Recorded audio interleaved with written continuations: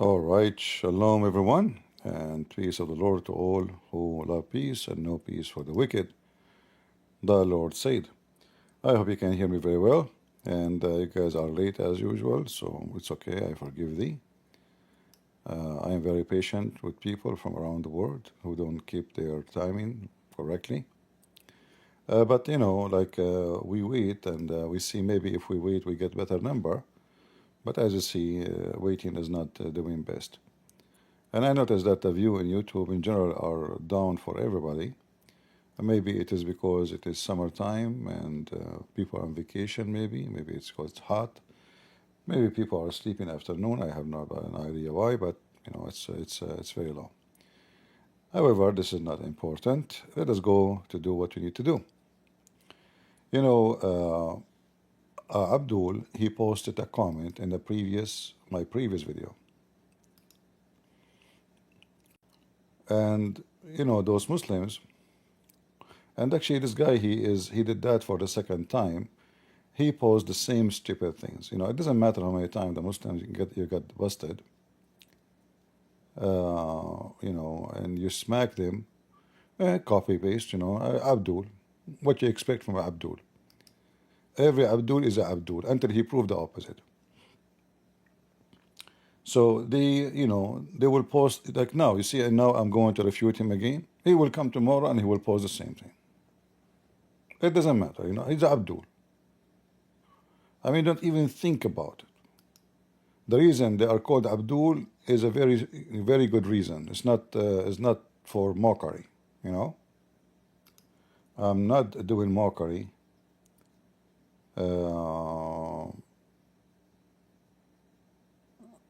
You know, I'm just stating facts.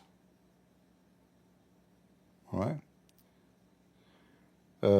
So this Abdul, he posted the name of the guy we exposed his name before. What his name? I forgot his name. Let me try. I'm trying to find his comment. I hope he did not delete it. Just see where we can find his comment. Anyway, his name is Samir. You can find his comment in the previous video. And, you know, he speak about a few things, same as he did before, actually. That he put two names, a name of a Muslim, supposedly from a speaker corner, but his Muslim from a speaker corner, he don't dare even to, you know, to call me and speak to me. And he quote the name of Bart, Borat, you know, Borat. I'm not making fun, by the way. I believe this guy is the same as a Borat. If you notice how he behave, he's just a person who have a mental illness. But anyway, sometimes people who have mental illness, they can be useful in many ways. So the Muslims, they keep mentioning the name of this guy, but they forgot that the same guy, they mention his name.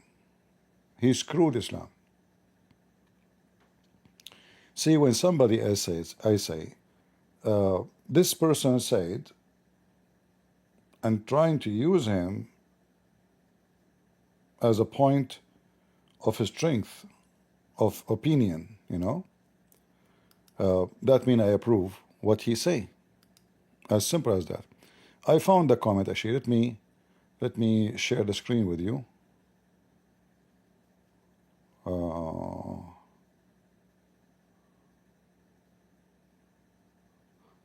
Let me see if I can actually take a screenshot of it. You know, not necessarily go to the video on YouTube. Let us see.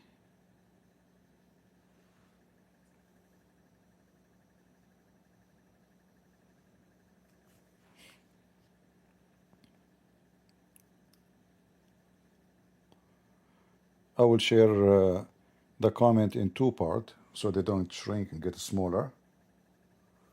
So this is part number one. Let me share it with you.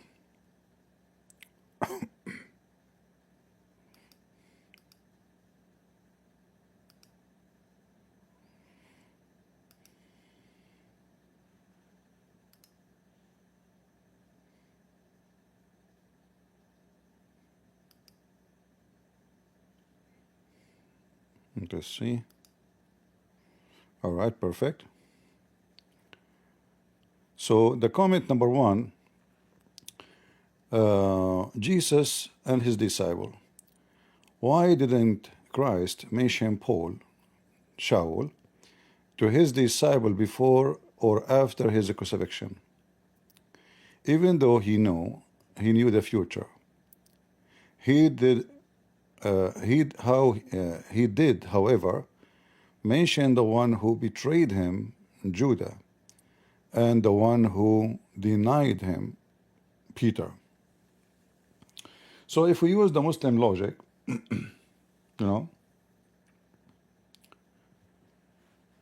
why the Quran never mention any of the names of the companions of Muhammad?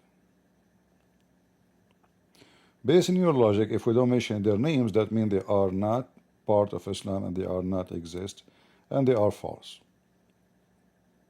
So Jesus have to mention every name for now and the future. The Quran may never mention the names now, neither in the future. Same time, you idiot, we know that in the Bible it says that Jesus, he appeared to Paul and he spoke to him. So when you say he never mentioned his name, that is a stupid argument, because in the book in the book of Acts it says clearly that Paul and the Lord, he appeared to him and he spoke to him. So when you make such a claim, obviously you're an idiot, you do not know what are you talking about. However, we return the question to you and we ask you, how come Allah never mentioned any of those who will write the Quran for you?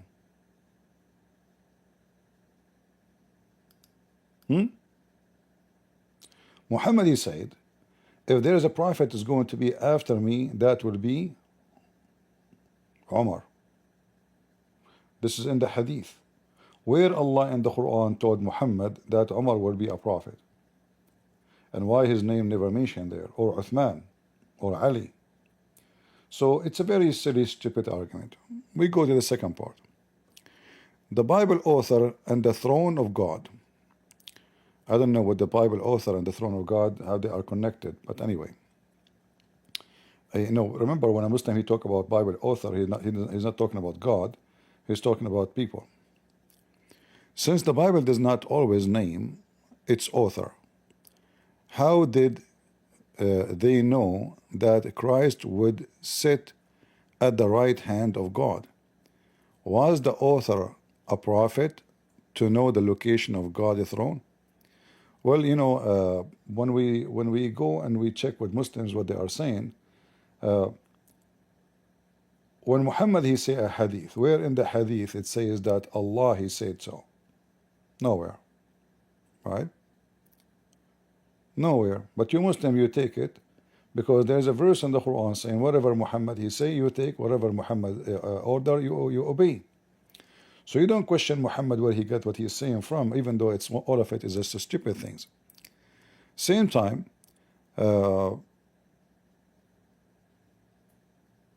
I challenge this potato who is making this statement to call me right now to see if in the Bible it mentions what he is saying is not or not. Are you watching?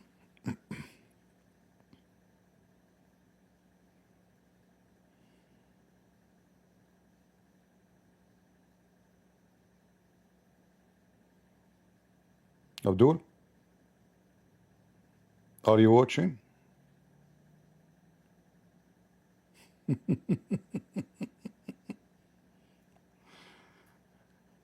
When I say that every Muslim is an idiot, we have, to consider it as an idiot in deep to the bones. So when Jesus, he speak, Jesus, he never wrote the Bible by his hands. And according to Muslim, Muhammad himself, he never wrote the Quran by his hands. Ask any Muslim.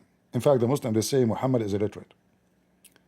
So when the Bible say that in the right hand of God, that mean whoever is speaking there is inspired by God. Doesn't matter who is the one who is the writer. He is John, he is Peter, he is Paul, it doesn't matter. For The one who is talking is always God, unless it says there it's not. Like as an example, Satan, he said. So it's obviously the verse saying Satan, he said so. Then we say the Bible is quoting, you know, is talking himself, not God talking. So we go to the book of Acts, we go to the book of Hebrew, we go to all the book of Romans. All of those, they mention the throne of God and the right hand of God. However, what if I show you that from your books? What you will do?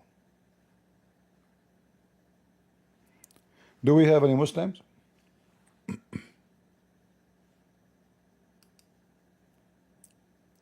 Any Muslim, he accept the challenge. In fact, your prophet, he claimed that Allah, he have two hands and both of them are in the right hands. Where in the Quran it says Allah, he says, I have two hands and both of them are right. I can show you from the Quran says he have two hands. But where in the Quran it says both of them they are right?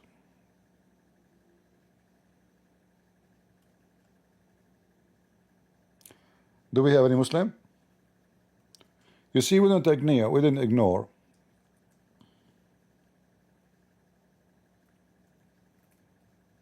Muslim questions. Even though those are not Muslim questions, they copy even from atheists, whatever atheists they say. And I will make it easy for you. Easy question. Do Muhammad sit on the throne of Allah?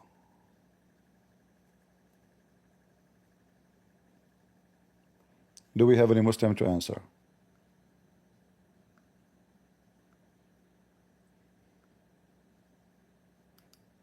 And where he will sit, in the right side or the left side, or he will take the whole chair?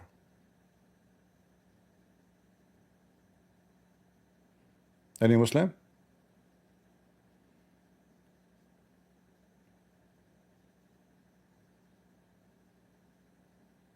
Huh?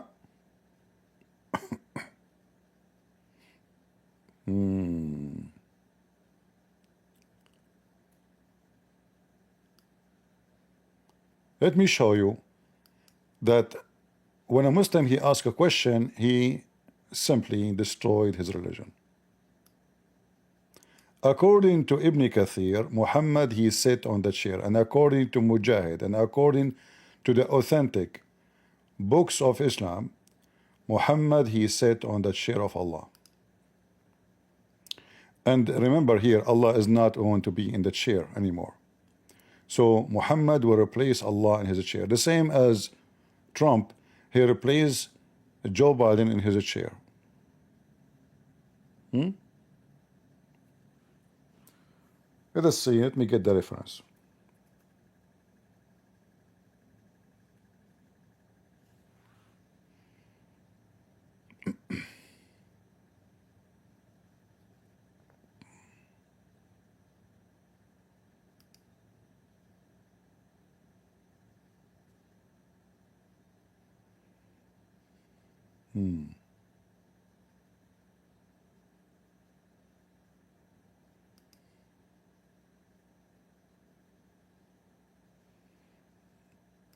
Let us see.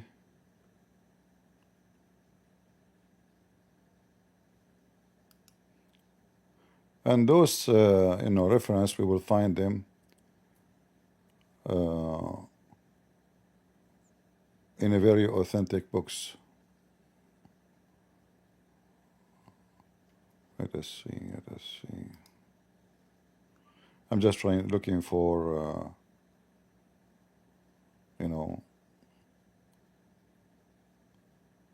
a valid reference website and books. We don't want to use something is not valid.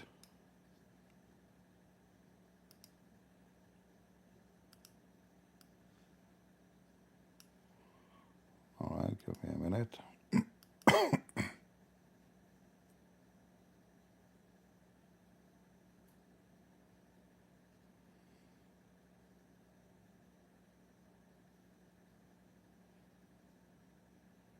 And then here you will find that the Muslims, when they say they worship, they don't worship Muhammad, you know, that is very much questionable, because simply if Muhammad is sitting on the chair of Allah, on the throne of Allah, then where is Allah?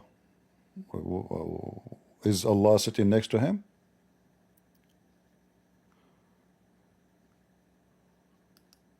I found the reference already, by the way. I'm just looking for a valid Muslim website. You know, we have many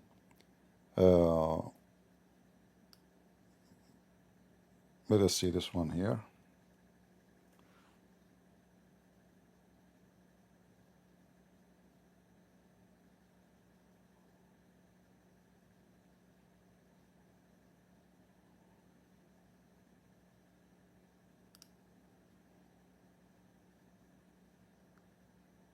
All right.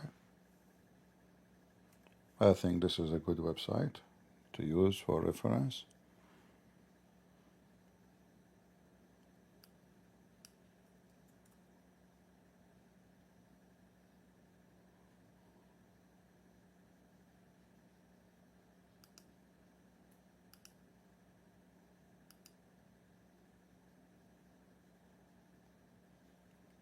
All right, let's use this reference here. That will be enough to do the job.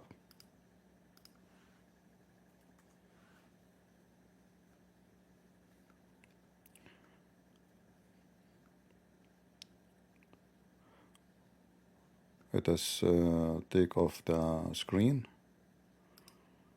Give me a second. All right. This is the Muslim website. I will post. This is Al-Maktaba Shamila. This is a very Islamic website, terrorist website. And here, what is the topic? Mas'alat julusun Nabi al-Arsh. Let me translate. The topic is the issue of the Prophet sitting on the throne.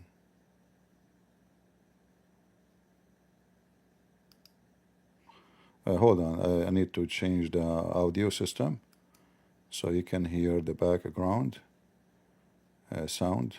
So give me a second.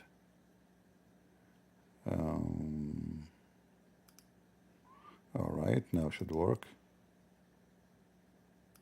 The issue of the Prophet sitting on the throne. So who is the one? Where in the Quran it says Muhammad will sit on the throne?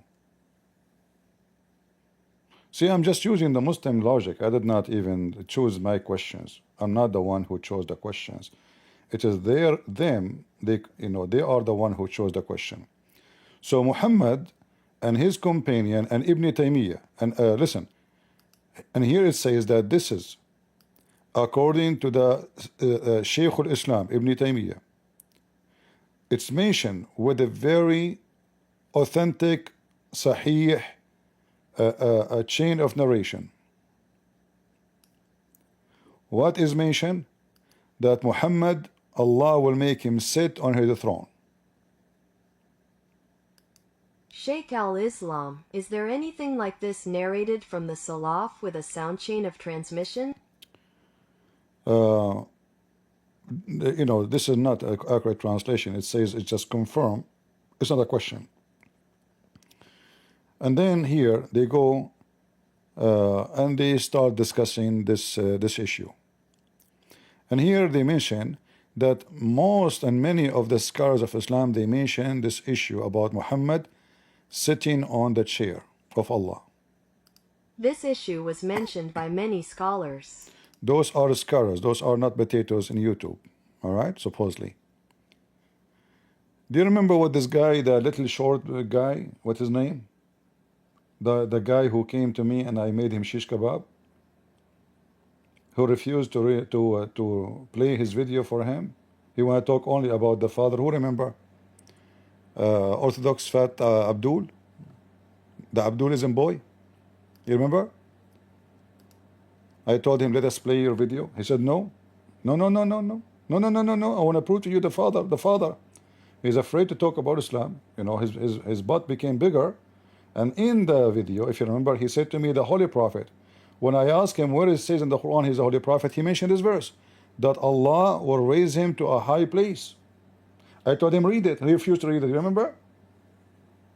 Do you remember when this guy with the big butt, the very balloon guy? Huh? He refused to read. Because if he continue reading, I'm going to show him that Muhammad is Allah and he will sit in the throne of Allah. So this is in the interpretation for this verse. Allah will, in chapter 8, Surah Al-Fatih, sorry, it says, عسى ربك عسى أن يبعثك ربك مقاما محمودا. If you go in the Quran,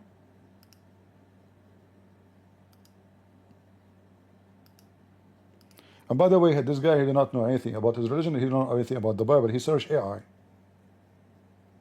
Thanks to AI.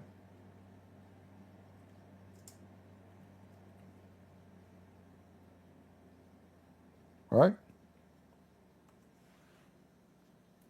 So he mentioned to me this verse, if you remember, chapter 17, verse number 79. And here you see there is something very wrong in this verse. So if Muhammad will be sitting in the chair of Allah, why it says maybe? Why Allah is asking Muhammad to pray all night? Maybe.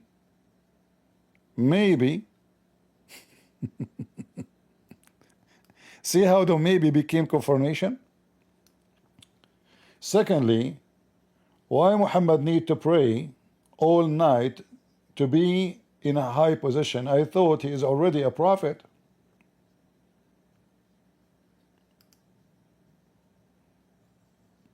Right?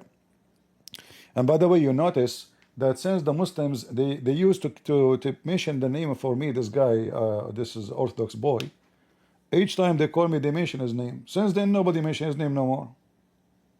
Since we gave him the spank and he ran away, he refused to answer.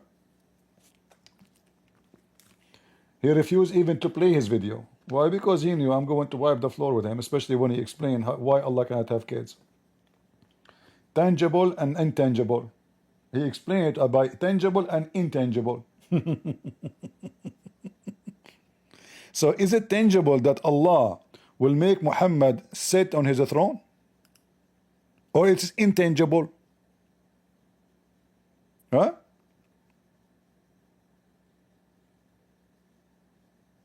Here it says وقد تقدم في كتاب الزكاة أن المراد بالمقام المحمود Muhammad will be in control of the yard of heaven, or the location of the heaven. And it's mentioned that he will sit in the throne of Allah. So who is Muhammad? He will be sitting on the throne. If Muhammad will be sitting on the throne, Allah will be sitting where? On the floor in front of him?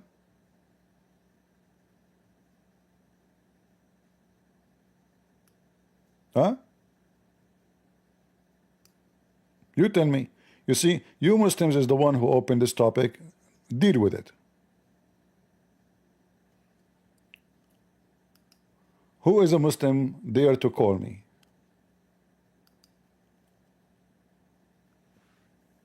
Anyone?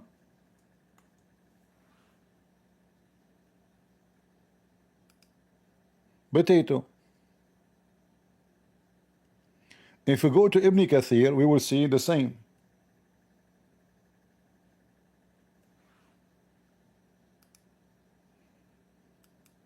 This is the official government, the website of Saudi Arabia.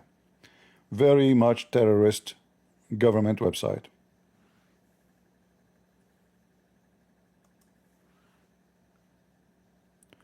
Any Abdul can read for us?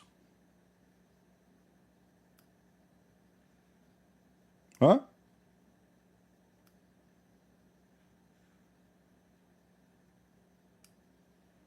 Muhammad again will be sitting on the throne of Allah. He puts them on and then makes him sit facing the throne. The translation not too much accurate. So he will be receiving and sitting on the throne. The throne will be his. So what is the good location for Muhammad? Muhammad does not fit to be sitting next to the throne. he will be sitting on the throne, and Allah is not there. Allah is not there. And now, remember, in the original question this Abdul he gave us, he mentioned the right hand of Allah, sorry, of God, or the right side of the throne. Do you remember what he mentioned? Let me remind you.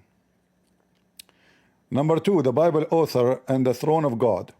Since the Bible does not always name its author, which is false, by the way, because the author of the Bible is God, inspired by God, and those who wrote the Bible, if we want to call them the author, their names is there. You open the first page of the Bible, you know, let's say John, or you know, the rest the same. So when a Muslim he say don't mention always, that is very ignorant of you, because first of all, when if I was disciple of Jesus, why people would know about me? I'm writing in the time I'm alive. I'm writing in the time, even though in there we will find, if you go to John, you will see it. If you go to Luke, if you go, etc., you will see it. So, but just to make it simple, if we use the logic of the Muslim, that they should write about the person who is talking. Where in the Quran it says that Muhammad, where is Muhammad from? Where he was born, who is Muhammad? Remember, all the Quran, the author of the Quran is Muhammad. At least he is the one who brought it to us. If we say that the author is Allah, shouldn't Allah introduce the one who will give it to us? Nowhere in the Quran it says who is Muhammad, where he is born, who is his family, who is he, who is his father, okay, who is his mother. In the Quran we will find that the Quran is speaking about Abraham, the children of Abraham, the father of Abraham, Mary, the son of Mary, Musa, the brother of Musa, the sister of Aaron. You know, there is a lineage of prophets. In the Quran it says Muhammad blank. There's nothing. There's no Muhammad, the son of etc. is born etc. Nothing. So we continue saying, how did they know that the Christ sit on the right hand of Allah? Because he told them. The whole Bible is inspired. And remember, the Bible says if we want to write down all the miracle of Jesus, all the books of the earth will not be enough to write his miracle, which means the Bible does not contain every miracle Jesus did. It contains only the important message for us to understand who is Jesus. Otherwise, the Bible, even your scholars, they say that Jesus, he just waved his hands, and 20, tens of thousands of people who they are attending the speech of Jesus, they get healed immediately. Who can write a story speaking about the same person? Number one, what's your name, sir? Okay, what's your problem? What is your disease? I have heart attack. Okay, number two, so according to you, Muslim, more than 20,000 people attending the speech of Jesus, and 20,000 people, they are healed. Give me the story, and give me the names of those people.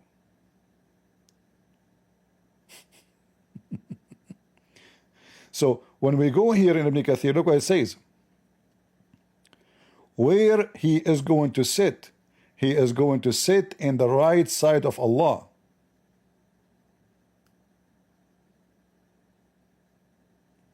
And not only that, Allah is going to hug Muhammad.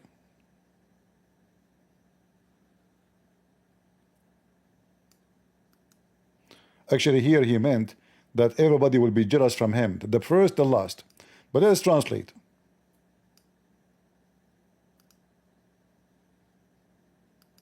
Then I will stand on his right in a position that no one else will stand in, and the first and the last will envy me there.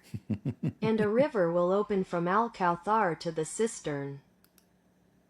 See, if we use your stupid logic, then this story is false, and Muhammad is a liar, Because nowhere in the Quran saying Muhammad he sat on the throne of Allah. And by the way, do Allah sit?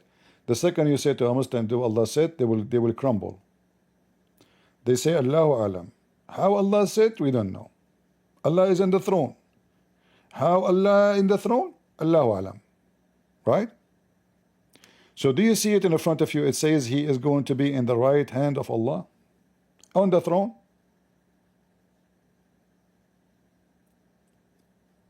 So you ask a question, you prove to us your stupidity and your ignorance. And then everybody would die laughing at you.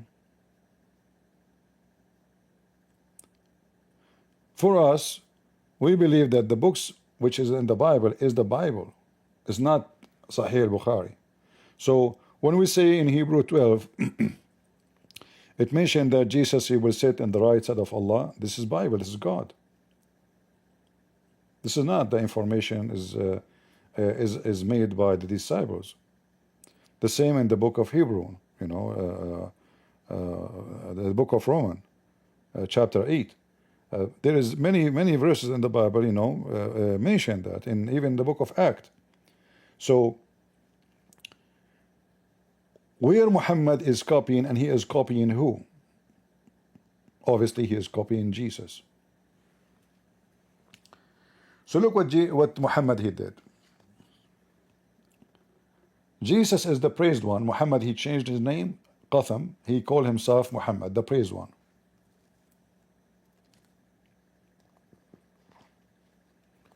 The Bible says that his name will be Emmanuel. God is with us, the praised one. The praised one is God. There's no other one. People praise only God, unless you are a pagan and you praise many gods. The praised one, even it says the praised one. There's no two. What does the name of Muhammad mean? Ask any Muslim. Let me ask the most well-known scholar in Islam, Lily J. What the name of a Prophet Muhammad mean? The name Muhammad is Arabic for praiseworthy. That's not correct translation. It's a praised one. What I know that Muhammad mean the praised one. Since when it became praiseworthy? The Arabic name Muhammad comes from the triconsonantal Semitic root the MD, which means to praise. While the praised one and praiseworthy are both valid translations, praiseworthy is a more literal translation of the passive participle form of the Arabic verb hamada, which is Hamada. You see, this is AI, just a stupid, you know what Muslim they say. But the praised one is only God. It says the praised one, and Muhammad is the praised one, not the praiseworthy. Not praiseworthy. This is false.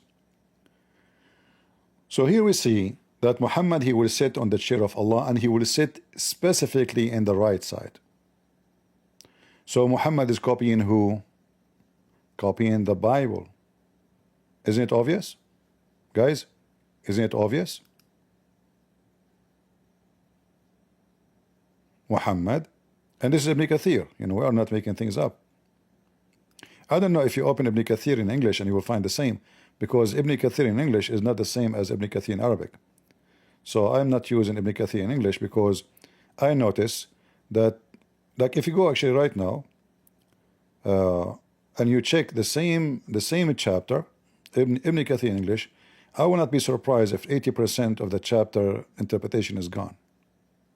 Remember, all this interpretation is just only for one sentence, not even one verse.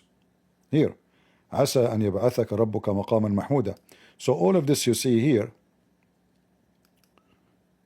look how long it is.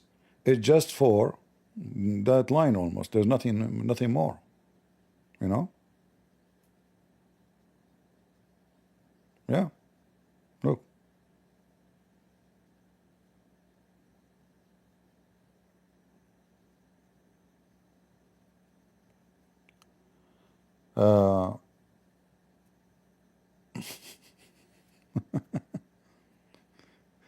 But you know what? Let me. I can try actually. I can try to go to Ibn Kathir in English and see if we can find it exactly the same in English. But I doubt. chapter 17, verse number 79.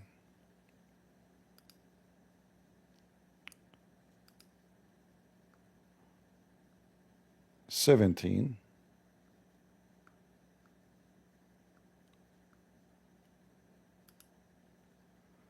'79. You will see how the interpretation shrink in a massive way.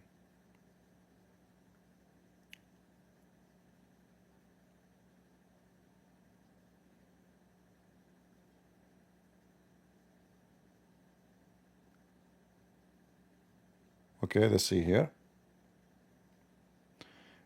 And the day of the resurrection, where all the creation will be praise you. Do you see it, guys? Is Muhammad the praised one? Do you see it?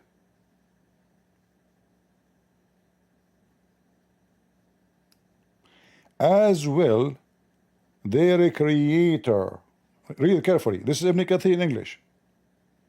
Let me zoom in. Maqaman Mahmuda. Maqam mean like a position. Mahmud is praised. Praised. His name is Muhammad. Right?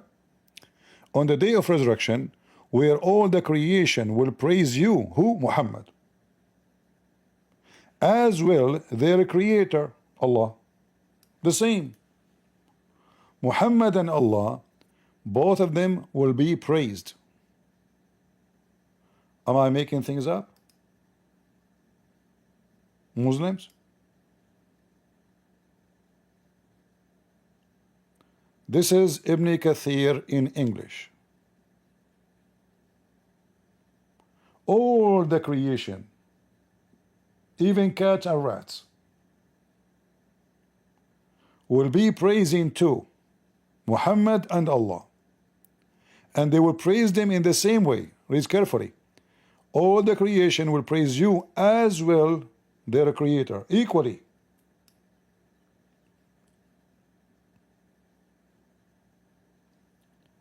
May he be glorified, exalted. Ibn Jarir says, the most commentators say that this is the position of to which Muhammad will be raised on in the day of resurrection to intercede for the people. So their Lord will receive them of some of the hardship they are facing on that day. Now let us see if the throne here is mentioned.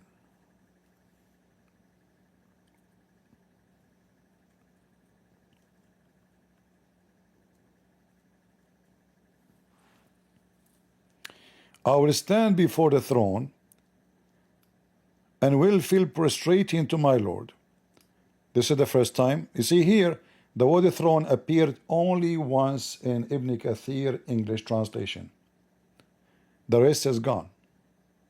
There is nowhere here it says that Muhammad will be sitting on Allah's throne. Nowhere. You took it off. Let me load more in the page, maybe in the rest of the page. No, this is a different verse. If we go to the Arabic, let me show you. The word throne here, I will type it in Arabic. And then it's going to appear 3 times.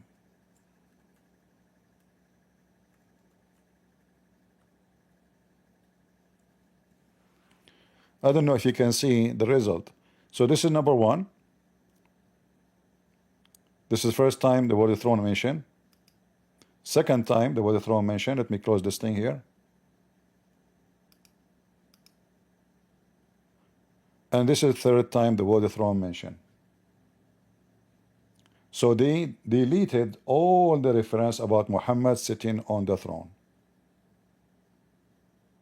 It's taken off.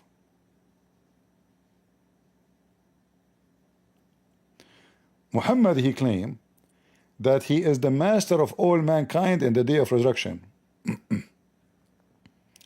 I am the Lord of all mankind in the day of resurrection.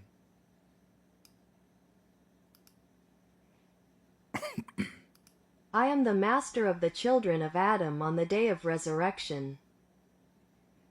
Do you see it, Muslim? And then Muhammad, he claimed he is the first one the grave will open for him.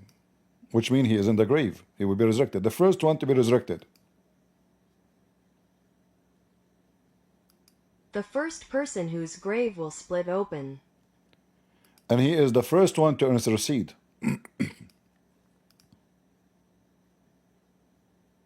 The first intercessor. But remember, if we go in the Quran, it says in the Quran there is nobody can intercede to anybody.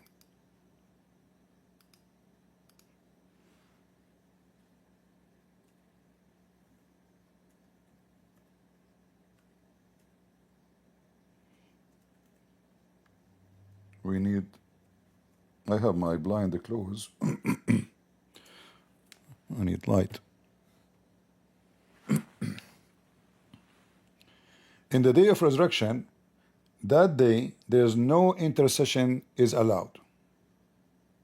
Read it.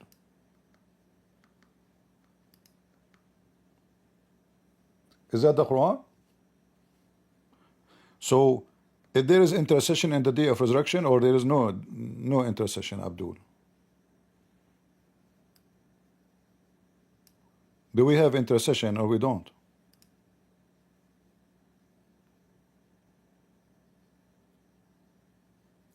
And guard yourself against a day when no soul will in oath avail another, nor will intercession be accepted from it. No soul. Is Muhammad a soul, or is Allah? Remember, Allah is not a spirit. You know, He's not a soul. He is not a spirit. Do you see it? However, just to show you how stupid the Quran repeat the same thing in chapter 2, verse 123. And that day, the same exact thing. Just look how stupid the Quran. It's the same sentence. You know, look at this. Same exactly, you know. It's just somebody added a word here is not there.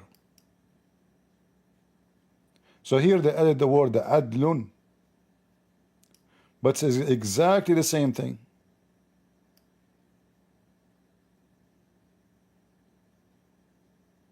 Just to show you.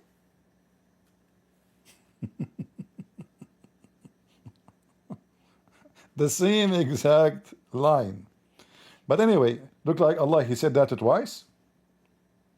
You see, remember, we are reading the same book. We're not reading like the Bible based like John or Luke, or you know, so they are each one of them is saying what Jesus said. So they are not saying it for time. They are just, this is a different book, saying it once. You know, Jesus said. Here, this is the same book. And here you will see somebody add the word adlun, and the rest is the same too.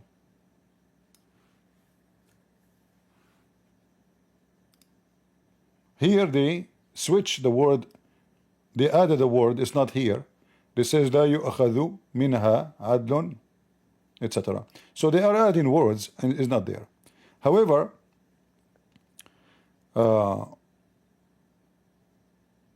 the Quran is just a stupid book.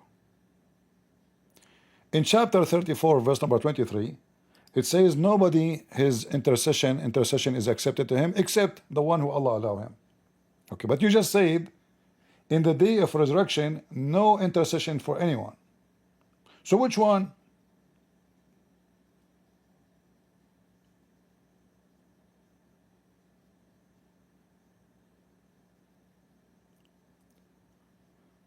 We have logical Dawah.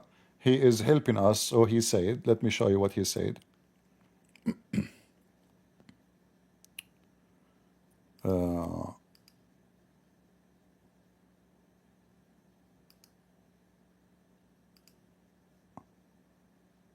Why this? Okay, here we go.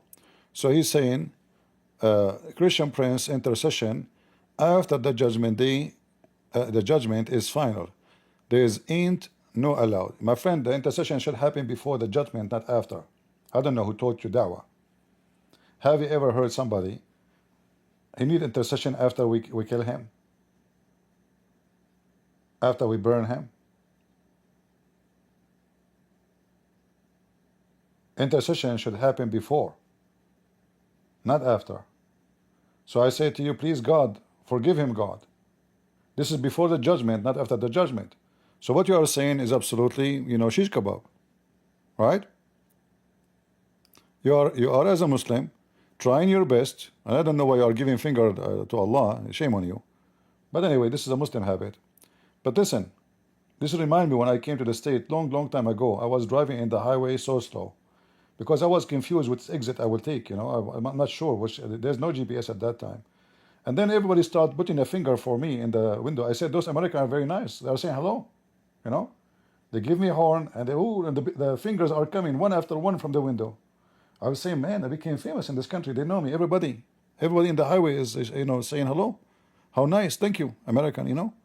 I was like, what a nice. I just, a week after I arrived to the state, and people, opening the window and putting finger up. I said, wonderful, nice to meet you, Okay. So this is an example how the Muslim, they try to duct tape the contradiction of the Quran. Right? It's obvious. Either there's intercession or there's no intercession. Now we go back to the rest of the comment this Abdul he made in his comment. Not this guy, hold on. Where is the guy? The screenshot. Here we go. So we know when we find that Muhammad, he claimed that he will be sitting in the throne of Allah and in the right side of Allah. So the question I will give it to you. I answer you about the Bible. The Bible, when the disciples they speak, simply because Jesus taught them. And Jesus inspired them. Even if he did not say that, because Jesus, he said to them, I will be with you. I will never leave you.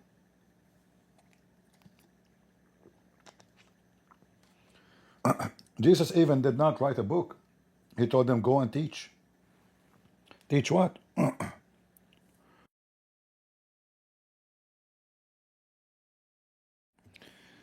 Teach what? Teach what they learned and teach what they will be inspired. That's why they call them disciple. If we go in the Quran, chapter 36, verse number 14, which something we'll go to later, let us leave it for later. Number 3, the Trinity and the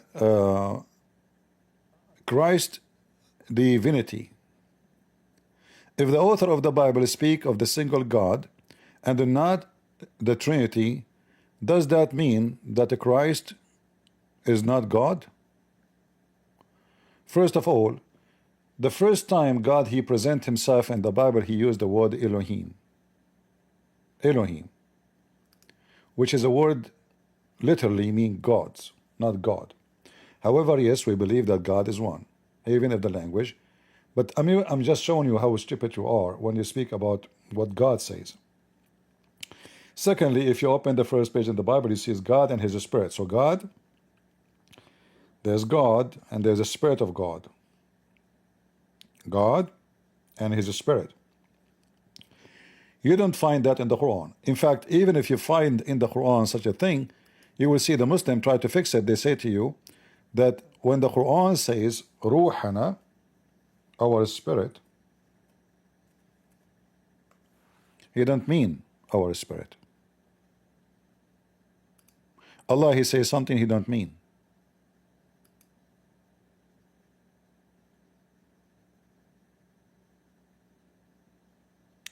Chapter 19, verse number 17, it says, speaking about Mary, فَأَرْسَلْنَا إِلَيْهَا رُوحَنَا فَتَمَثَّلَ لَهَا بَشَرًا سَوِيًّا. So we sent to her our spirit, and he appeared to her as a perfect human being. You ask the Muslims, is Allah as a spirit? They say no. So why is saying Ruhana, our spirit? They say this is the angel Jibreel. But I will give you the same question you gave us a second ago. Where in the Quran it says that Jibreel is the Holy Spirit? Where Allah mentioned that? Nowhere. Where Allah he says Jibreel is a spirit. In fact, I can get you busted in 2 seconds and show you the Quran says that the angels are not a spirit. How we know? Very simple. If we go here,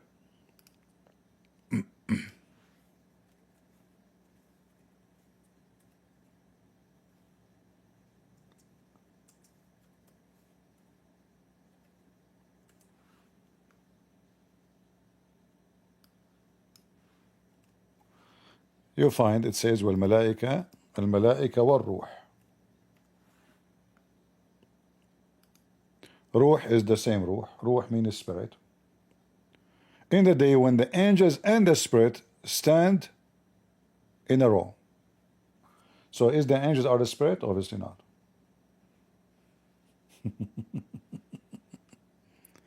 Because if they are, then the Quran is written by a stupid idiot, because you do not need to say the angels and the spirit when the angels themselves are the spirit. Is Jibreel is one of the spirit, the angels? Yes.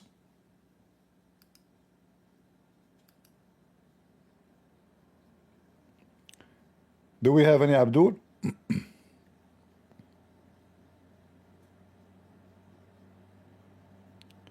Any Abdul have a response to that?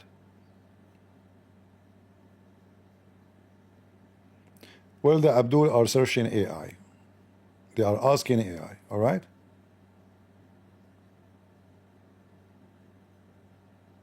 Look what he said here. So those who reject Allah will not have any intercession. That is very funny. Guys, the Muslim, they found a solution for it. Those who reject Allah, they will not find any intercession. Okay, that means all the promise of Allah is false. Look what you just did, logical dawah. Guys, be my witness.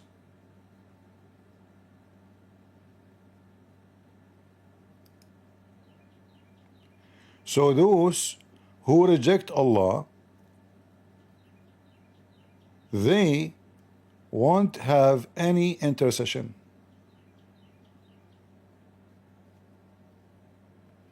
Read carefully. Let us go back. I did not see your comment before, so now I saw it.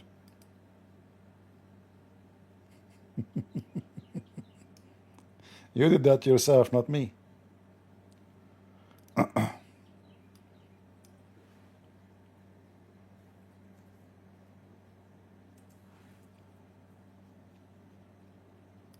Allah speaking to who in this verse? He's speaking to the believers, not the disbelievers.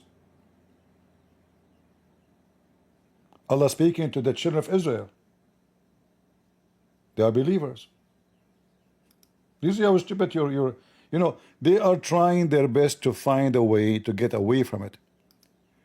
The chapter itself says it clearly. Oh, children of Israel, remember my favor on you. They are believers. He is even reminding, he is not calling them kuffar. Protect yourself against the day when there's no intercession will be accepted. Secondly, you said that the intercession will happen only to those who believe. That means the whole Quran is a lie. Why?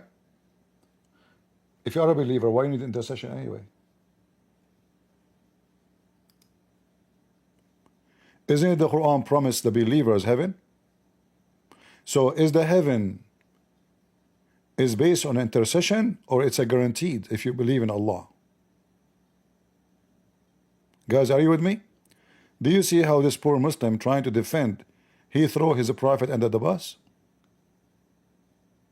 Did the promise the Quran and Allah promise the believers heaven without intercession? Yes or no? I can show you tons of verses in the Quran.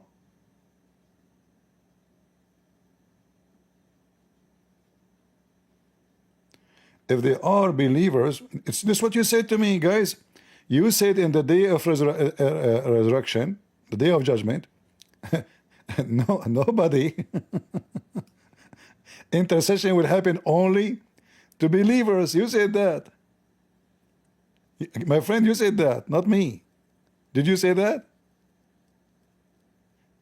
So now we make it clear that in the day of resurrection, the one who,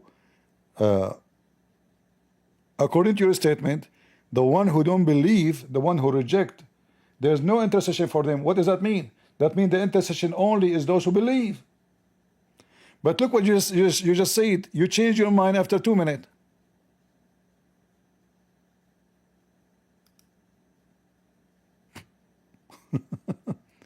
Christian Prince, if they are believers, then why they need help? You just contradict yourself.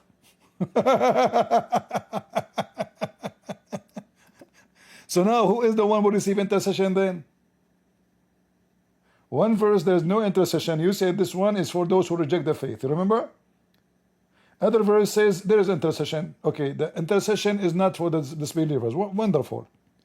Intercession, you say that the believer do not need intercession. Wonderful. So the Quran is stupid.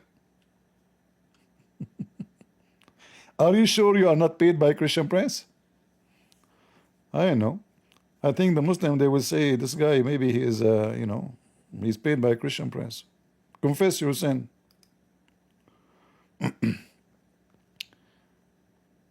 This is talking about those who think they are believers, but they ain't. No, it doesn't say they think. He said they are. This is Abdul. Abdul, listen carefully. This is Musa talking. Those are in the time of Musa. Don't you Muslims say that the time of Musa and the people, they were Muslims? They think? Where it says they think? It says, I have, remember my favor upon you. They think they have a favor from Allah. I rescue you from the Pharaoh. They think.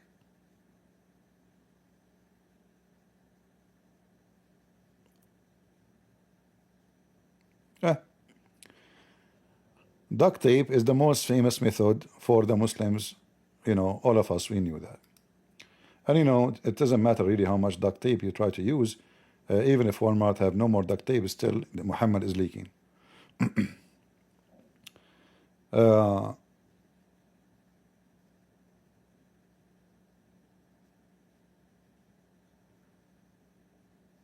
we have any Muslims?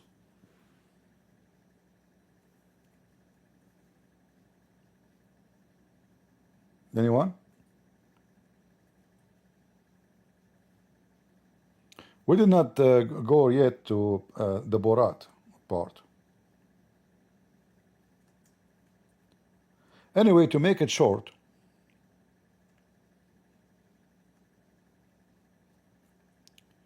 Muslims are so desperate to defend their religion, but the second you start, reading their comment, their comment will backfire on them. So if we go in the book of Genesis, like here, this guy here,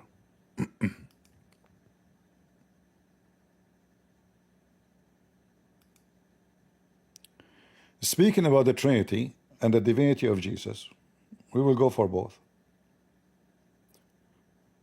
Right away in the book of Genesis says, God said, let us make man in our image. Our image. Allah, he used the same statement, but not in our image. Like, there's a little bit different. Actually, it says our image in the hadith, but not in the Quran. It says in his image, not our.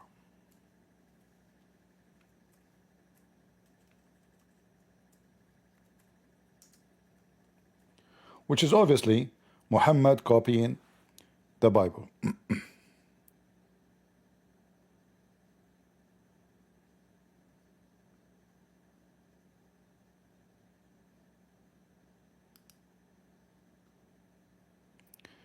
When you fight with your brother, don't hit his face. Why?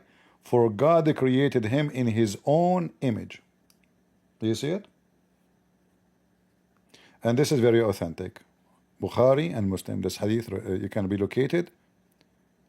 Let me take the screen off. Do you see it? Allah created Adam in his own image. It's exactly copy from the Bible. So what is the image of God? And what image we are talking about? Is that Jesus? Is Allah image is a man? The Muslim, they try to fix it. They say, no, he's talking about Adam image. Look, hold on. So Adam image is an image of a man. Why I cannot hit his face? So I can hit his butt, but not his face? Well, they look the same as the butt of Adam too. Wherever you hit the guy, his body looked the same as Adam. So if we are forbidden to hit the man because he looked like Adam, then we should not hit the man at all. What difference is going to make for the face? But notice here, even the Muslim in their translation, they says, for God created Adam in his own. Do you see how his big? How they make the his capital letter? Because they understood it very well, that this is the image of God. This is the image of God. Right?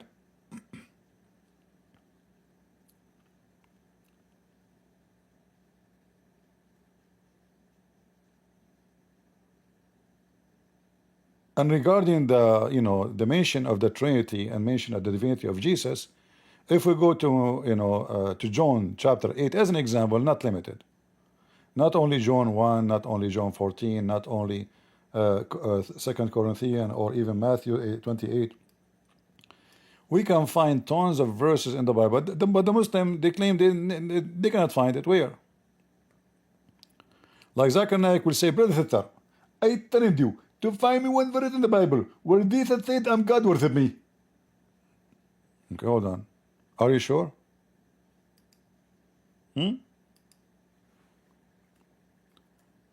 Nowhere in the Bible it says that Jesus is God.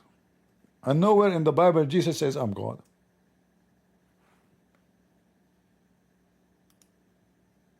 That's what they say. Well, Jesus talking.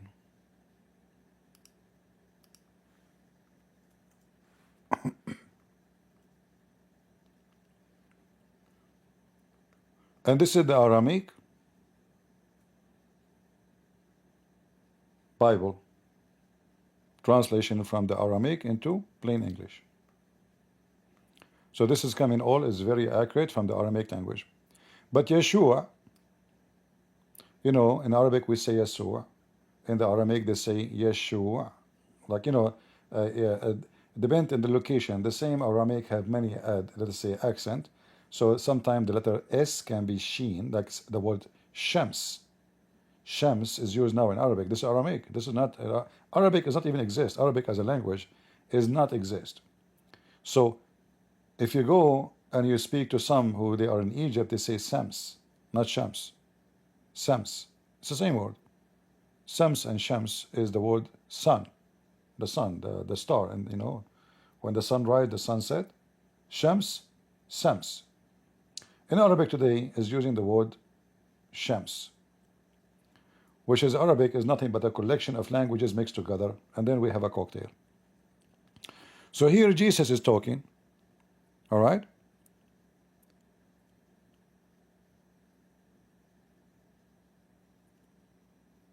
Look what Jesus said.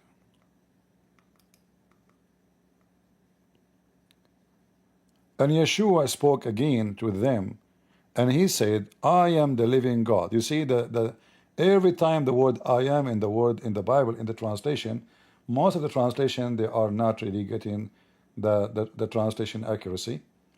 Because if you remember when God, he met with Moses, and God says to Moses, when Moses says to him, what I will tell my people?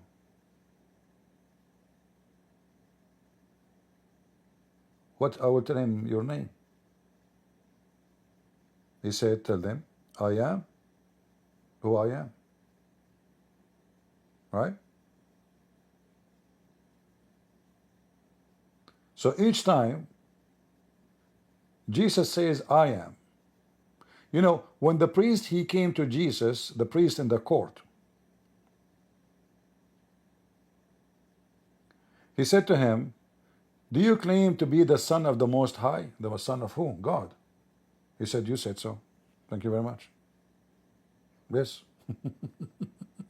And yet the Muslim, they say, well, Jesus says I'm God. So why they crucified him?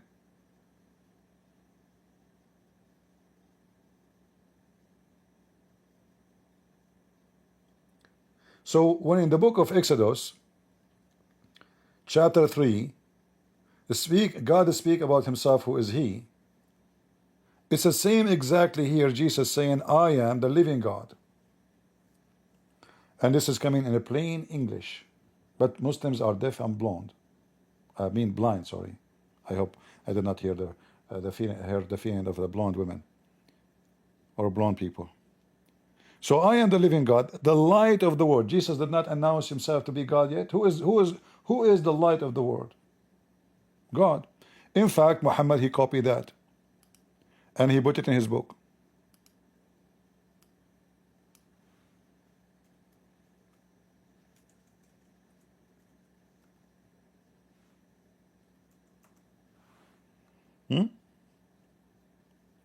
Chapter 24, verse number 35. Allah is the light of the earth and the heaven.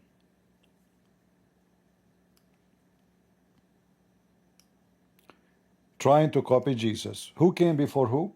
Jesus came before Allah. Allah in the Quran. Allah exists before as a fiction God always. Way before Muhammad. This is a pagan God.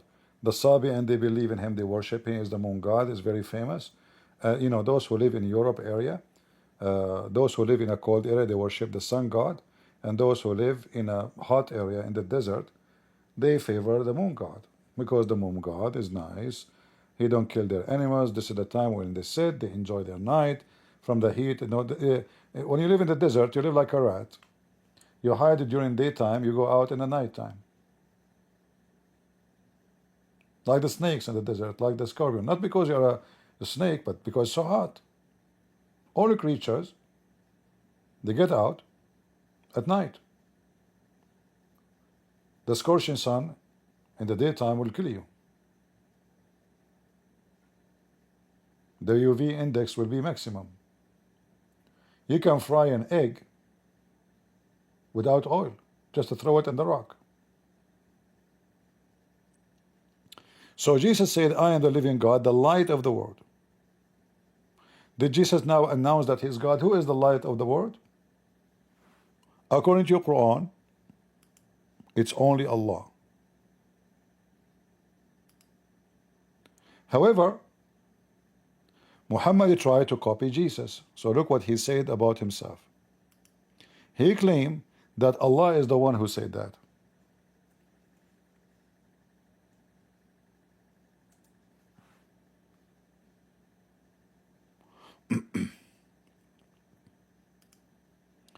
According to the Quran, Muhammad is the light of the world too.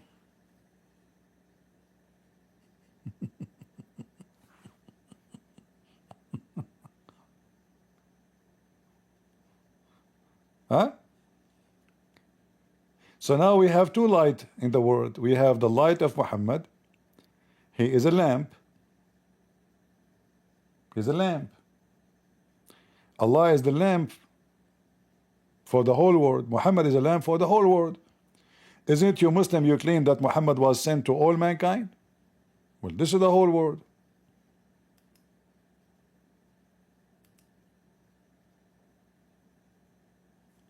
So who is copying who? Is Jesus copying you? Or you Muslims copying Jesus and putting it in your so-called holy book? Who said first, I am the light of the world? And how dare you to say Jesus never claimed to be God? Can any prophet be called the light of the world? Anyone?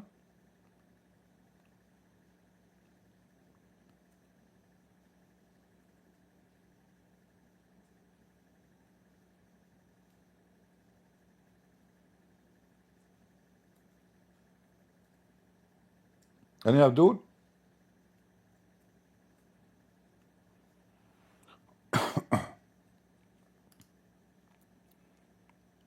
So going back to our topic.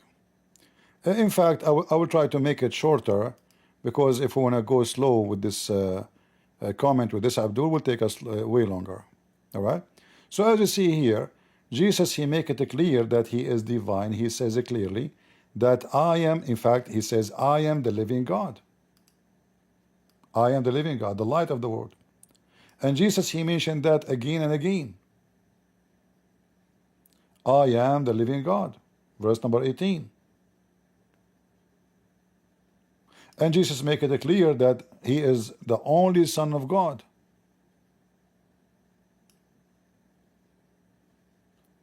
You know neither me nor my Father, for if you had known me, you should have known my Father also.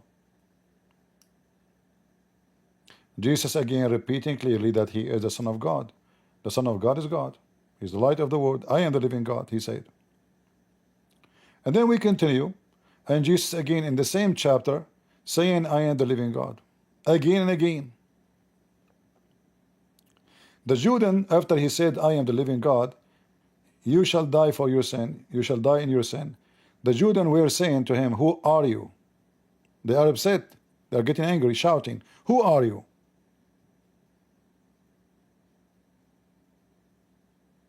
And this is a very important question, because we are debating with Abdul about who is Jesus. So Jesus, he said, Yeshua spoke to them again, when you have lifted up the Son of Man, then you shall know that I am the living God. So when you crucify the Son of Man, which is Jesus, and why he called himself the Son of Man, we know that Jesus is Son of no man. Son of Man is a symbolic for Jesus in the flesh, God in the flesh. And I do nothing of my own pleasure, but just as my Father has taught me, so I am speaking. Jesus, the flesh of Jesus is not the authority. God in the flesh is the authority. Otherwise, it's just a flesh. We don't worship a flesh. We don't worship a flesh, we worship God in the flesh. Remember, Jesus says before Abraham, I am. Before the flesh, you saw when I born from Mary, my flesh have nothing to do with my existence. To make it simple, a Muslim might come to you and say, okay, when Jesus was crucified, is the Trinity now became only two? No. The Bible says it clearly that Jesus was alive by the Spirit. By what? By the Spirit. So the flesh is a humble, God, he humbled himself, he took the image of a man. So the invisible God became visible. So we can see him and live, because nobody can see God the way he is and live. And then the Messiah continues saying, which will make it extremely, clear. After he, let us say, wiped the floor with them, and they could not answer him, he said to them, you are not the children of Abraham. They claim to be children of Abraham, but yes, they are. But they are not really his children. Why? Because a child of a man, he do what his father do. Not only by birth. So Christ is teaching us that the honor you receive is not by the blood, by the seed only. You have to maintain your honor and do what your father did. So if your father was a great man, you are not great unless you do what your father have done. This is the message of the Bible here. Abraham is our father. Yeshua said to them, well, if you were a children of Abraham, you would have been doing the work of Abraham. And this is a great example for the Christians.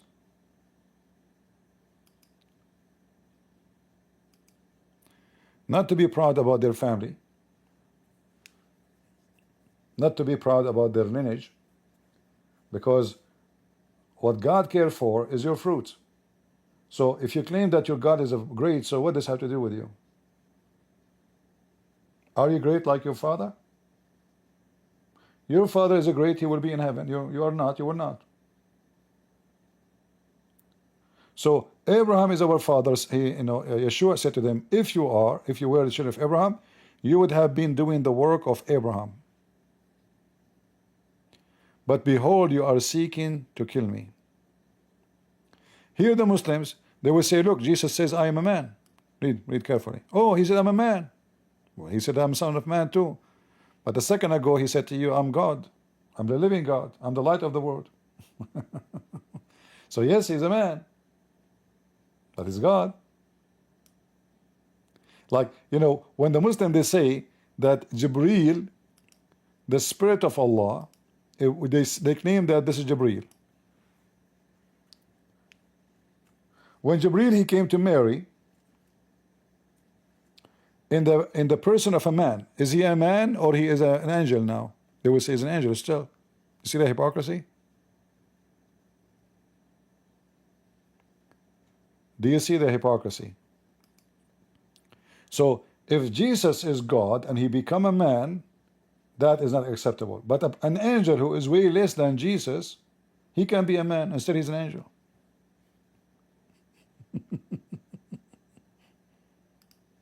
When I say stupidity is amazing, I mean it. Right? Stupidity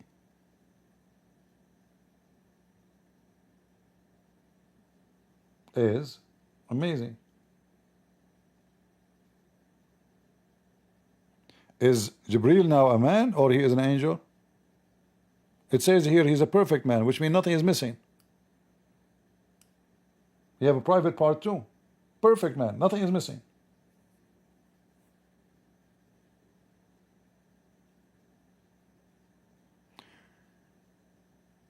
Do we have any Muslim would like to call us? And then Jesus continues speaking here, and look what Jesus says. After they said that their father is Abraham, and he got them busted by saying, well, if you are father Abraham, you do the work of your father, but you are not. They said proudly about themselves, we are not from fornication. We have one Father, God. So if you are a son not from fornication, well, your parent did not fornicate, but maybe you are a fornicator. How that will bring a glory to you? Jesus said to them, if God were your father, you would have loved me, for I have proceeded from God. From where? From God. And anyone remember something similar in the Quran? Proceeded from God. The Quran used different word. Proceeding, not proceeded, which is more dangerous because it's a continue, ing. Anyone remember where?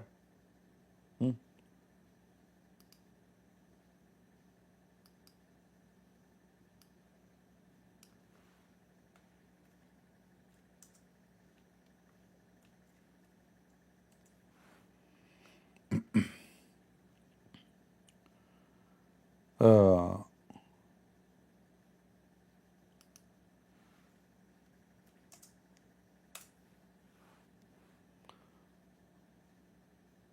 in chapter 12, verse number 87, you will see something is mentioned in the Quran, proving the Quran to be written by a stupid. Don't give up in the spirit of Allah. Is that the angel? It can't be. Don't give up in the spirit of Allah. Why when I give up in the spirit of Allah? Why wouldn't say for Allah? Why we are seeking, you know, help from the spirit of Allah? What about Allah? Is the spirit of Allah is the same as Allah? Is the help coming from Allah or from somebody else? Here you see the Quran is again copying the Bible. The Quran is not a book. The Quran is just a collection of stupidity.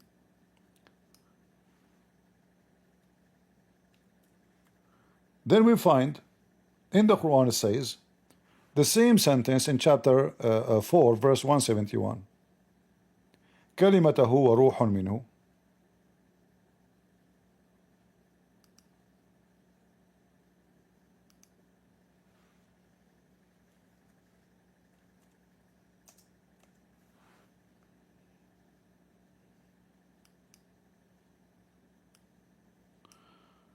Too much space. Let us see.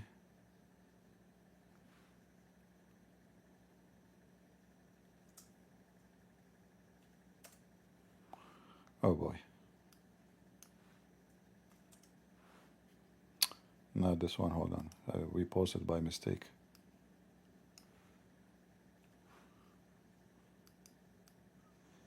the link. Read carefully, chapter 4, verse 171.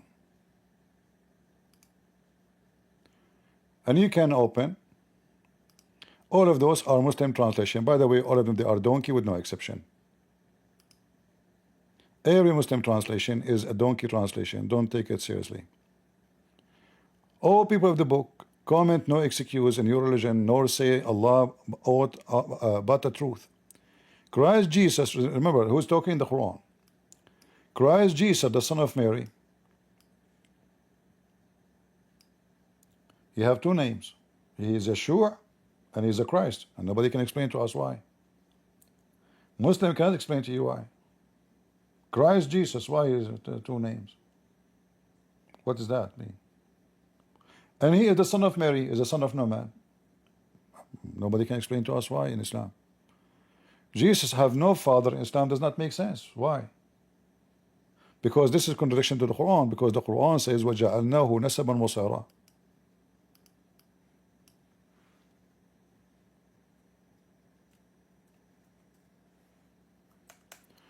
Which means the Quran chapter 25 verse number 54 saying Allah made every living being after Adam and Eve from sexual protection only. Every human being.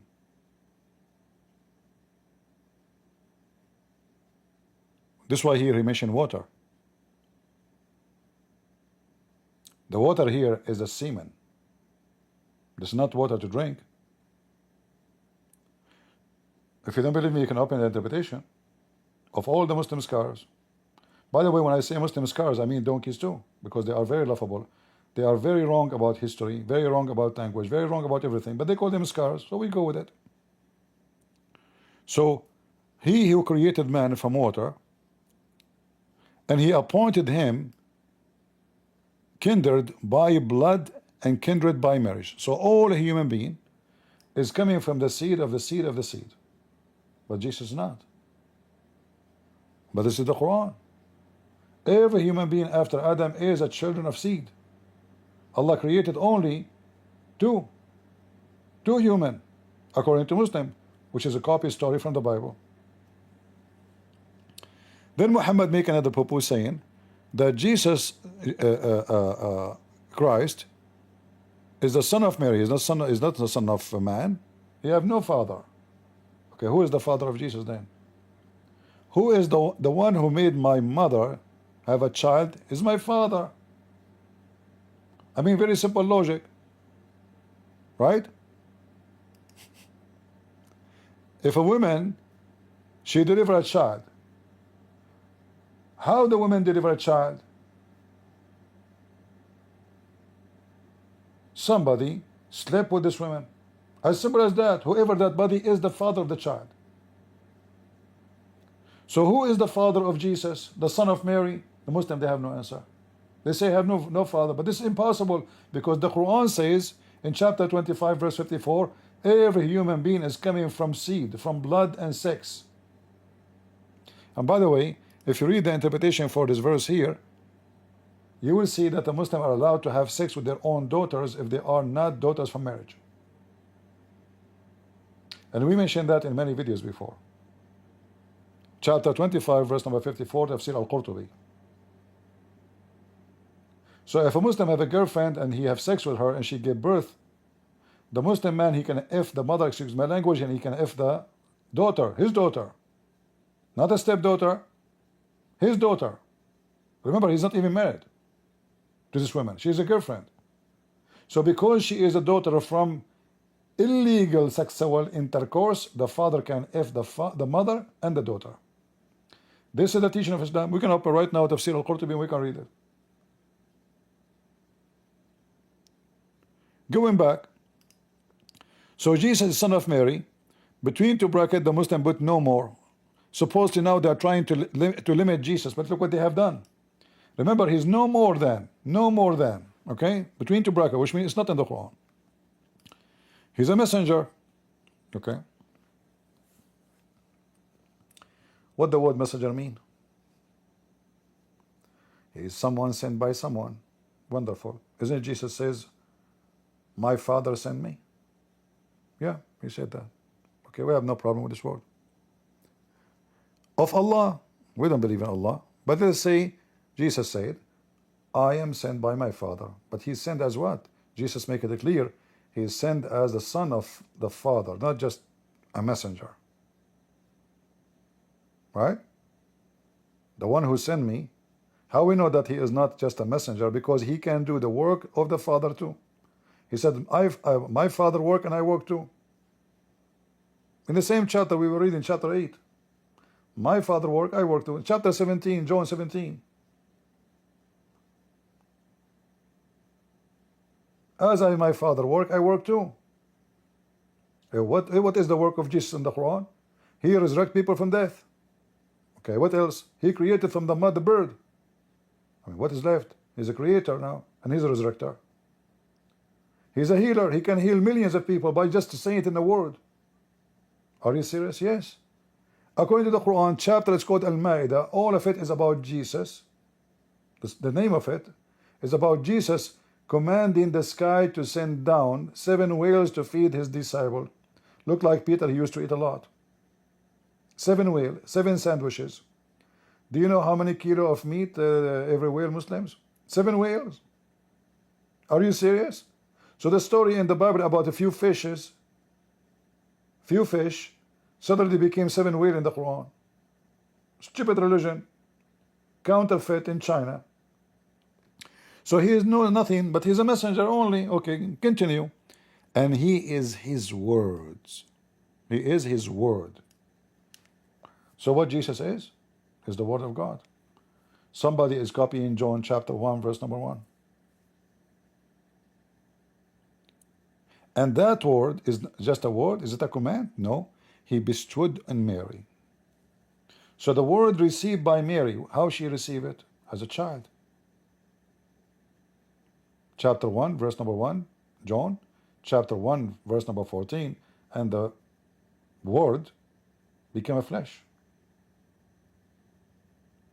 This is a copy of John 1 in the Bible. So Jesus is a messenger. Jesus is the word of God. And what is else? He is a spirit proceeding from him. Do you see it? Is Jesus created? Or he is a proceeding from God?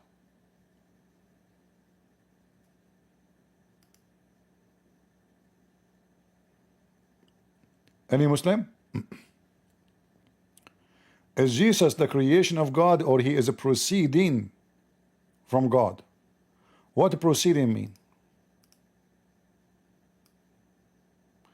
Any Muslim can help me.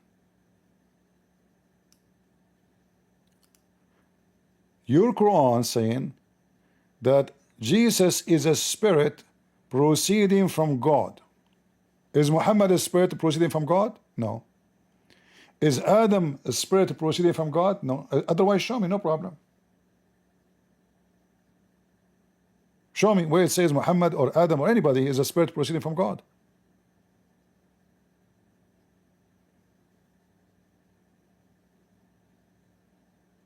Do you see how easy from the stupid Quran to prove Islam to be stupid and false? Muhammad is copying John chapter 1. He got himself busted.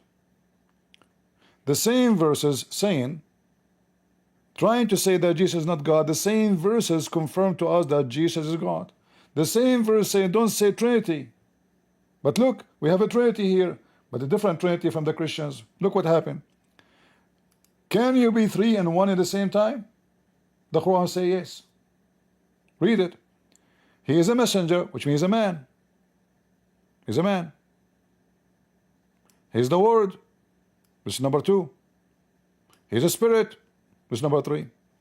So the same stupid verse saying no Trinity, saying that Jesus is 3 and 1 in the same time.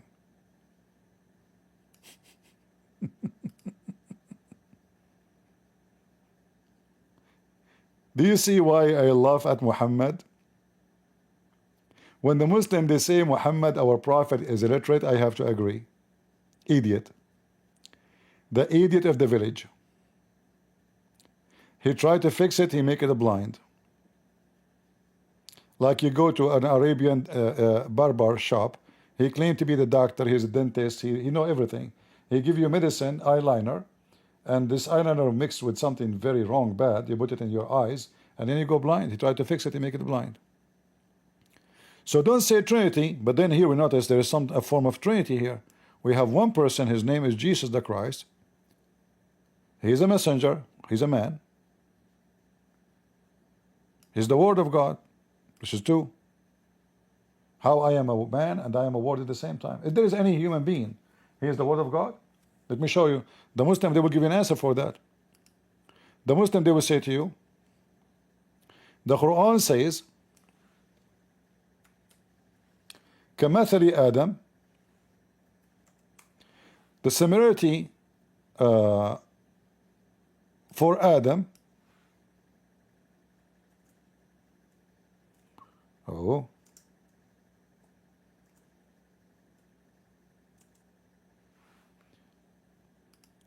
Chapter 3, verse number 59, it says, Lu, looks like sound, this is a French, huh?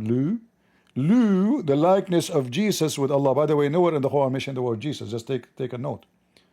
And the correct way to say the word, actually, to say Yeshua. Yeshua or Yeshua.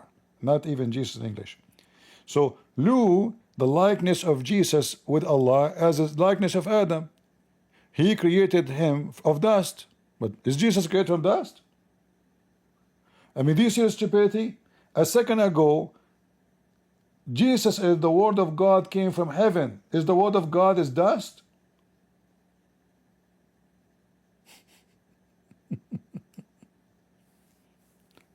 Did Allah mix mud to create Jesus? No. Is the word of Allah is mud? That will make the Quran so muddy. Remember the Quran said that Jesus is his word. Is that mud? Abdul, is that the mud we are talking about?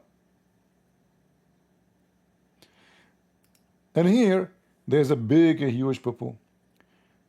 Then he said to him, be, and he was. But hold on. Neither Jesus, neither Adam was created by saying to them, be, and he was. Isn't it the Quran says Allah created Adam by his two hands, by mixing mud, then he breathed to him. In fact, Allah, after he make Adam, and he breathed, before he breathed into him, he let him dry for 40 years, because it was very humid at that time. Allah is so fast in his creation. Look, it says he said be, and he was. So why it took him 40 years just to dry him? Is that how be and he was work? Since when he said be and he was take 40 years just to dry the guy? Since when he said be and he was, I need to mix mud, and this is not be and he was. God in the Bible says let be light, light was. There's no time. Muslims, did the Quran say that Allah created Adam using his two hands? Yes or no? Any Abdul?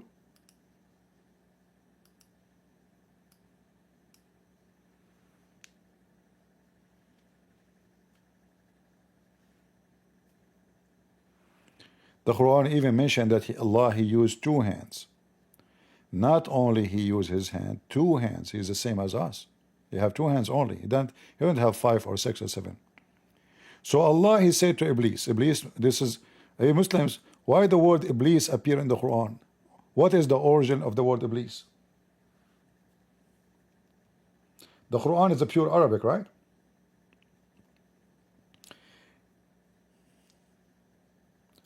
What is the origin of the word Iblis? The word bliss originates from the Old English word. Not bliss, Iblis, which mentioned in the Quran. Stupid. The Quran does not directly mention the word police, as it is a modern concept. However,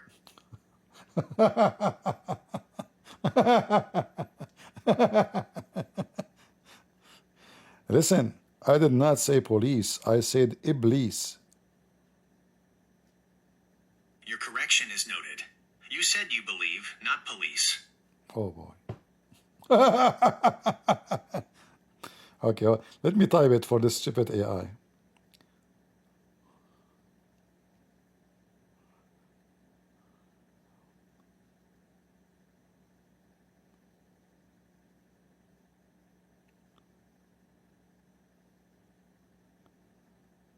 Man.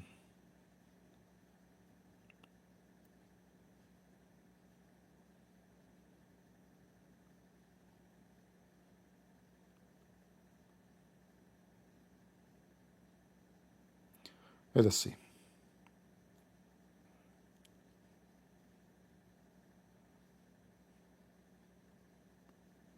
Why is not talking? No voice. Let me show you how stupid Muhammad is. The origin of the word Iblis is a subject of scholarly debate, with two main theories. One, from the Arabic root. One theory suggests that the name Iblis is derived from the Arabic verbal root BLS, which means to despair, to become broken in spirit, or to lose hope. This etymology. This is false, by the way. There's no Muslim scholar saying that. What happened? Why it's broke? Why it's stopped? What the heck? Where? What the heck? I need to type it again now. Continue the previous answer. I don't have access to our previous conversation. I asked you a question about the word Iblis a second ago. Please re-ask your question about... Oh, potato. All right.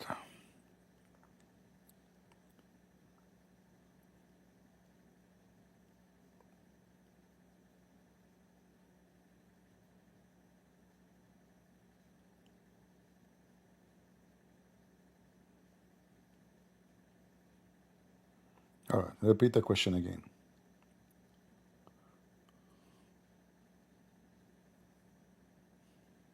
The word Iblis is the name for the devil in Islam. While it's an Arabic word, its origin is a subject of scholarly debate, with one prominent theory suggesting it is derived from Greek. Here's a breakdown of the two main theories. Greek origin. Many scholars believe Iblis is a borrowing from the Greek word diabolos, which is the source of the English word devil. This theory is supported by the fact that the name Iblis doesn't appear in pre-Islamic Arabic literature. The loss of the initial D and the ending OS is attributed to the process of the word being adapted into Arabic, possibly through an intermediary language like Syriac. Arabic origin. Another theory suggests that Iblis comes from the Arabic root BLS, bilisi, which has a general meaning of despair. This interpretation is rooted in the idea that Iblis, after being cast out of heaven, is in a state of despair over God's mercy. This connection is also found in the Quran itself, where a related word is used to describe the state of the guilty on the Day of Judgment. In summary, while the word Iblis is central to Islamic theology, its etymological roots are complex and debated, with a strong possibility that it ultimately derives from the Greek word for devil. In Arabic, actually, there's no such a word, and that's why it does not mention anywhere. It is just a Greek word. And yet the Quran claims that this God is not a Greek God, he is an Arab God. And the Quran is a pure Arabic. But anyway, so Iblis and Allah have a conversation. And notice here that Allah, he speaks to Shaitan, but he never spoke to Muhammad. Obviously, Shaitan is more honorable than Muhammad himself. So Allah said to Iblis, Biblos, Diablos, what is preventing you from prostrating to Adam? So the first one who command creatures to bow down to Adam, to human being, is Allah. Allah is a pagan God. The Muslim, they say, why we shall bow down to anybody except God? Here we go. Your God, he commanded the angels. By the way, he did not command the shaitan. He commanded the angels. The verse in front of you. So Allah, he fashioned him, he breathed into him my spirit, and then right away they fell down prostrating to him. To who? To Adam. Why? Because Allah commanded them. Wonderful. Which is very stupid.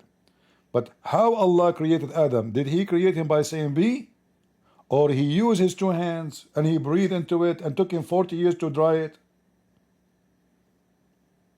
So Allah said to Iblis, why you refuse to bow down to Adam? That's the stupid question, by the way. Here is so stupid because Allah did not command shaitan. In Islam, shaitan, Satan is a genie, is not an angel. Don't be confused. Satan is not a fallen angel in Islam. He is a genie, a different creature. Genie, they have penis, they can have sex with Muslim women, they can F men. That's why if a Muslim man is not allowed to sleep in his stomach, because then genie will F him. Watch your butt. All right? I mean, I don't know how that will work. So you sleep in your stomach and shaitan will boom you? What about on your side? He can boom you still. So he can sleep only on your back? So listen carefully here. Was shaitan and Allah confirming how Allah created Adam? Yes.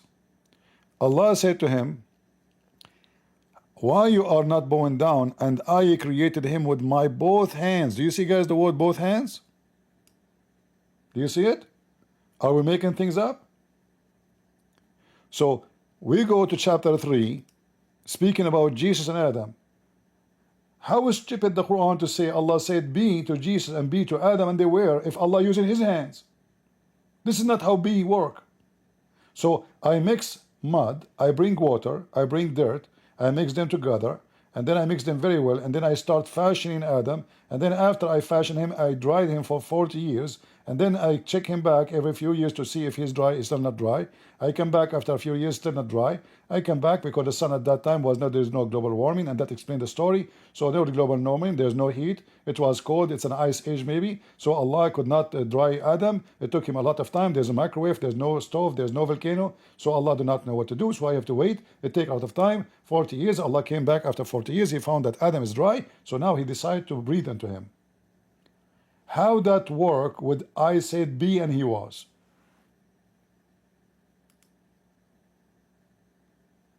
Huh? Is that how be and was work?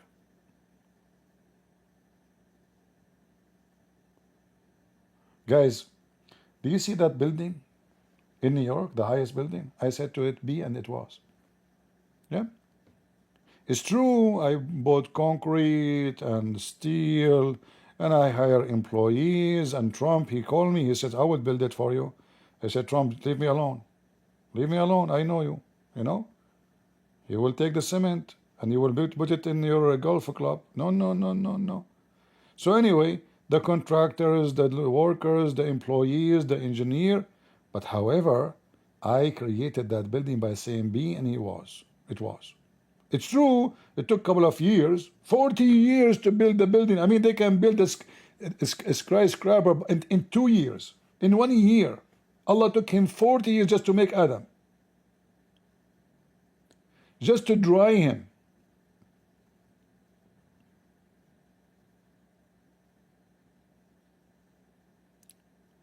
Do you see how fast Allah is? He said, be, it was. And this is how you see the Quran is just a stupid book.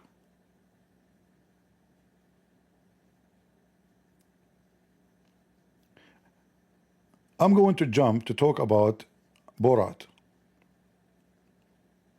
I don't want to stay longer. Let us finish with this. The Muslim, they keep mentioning the name of Borat. They say Bart Harman, Bart Harman, Bart Harman said. Okay, you Muslim, when you see, when Mimi Hijab, the blue job guy, the one who hired your daughters to F him in the hotel, I mean, aren't you even ashamed, you Muslims? What kind of religion? Hey, by the way, if there's any Muslim women, my name is Mohammed, and Allah is wearing hijab, and you can contact me, and I can give you a hamburger, and we go to the hotel. Big Mac, Big Mac.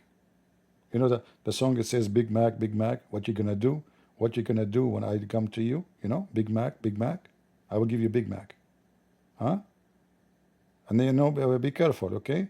In front of the people, we don't talk, okay? In front of people, I do not know you. We do big bing bing bong in the bing bong inside the hotel room. 2 years, 3 years only, okay? And when I am bored of you, you know, I replace you.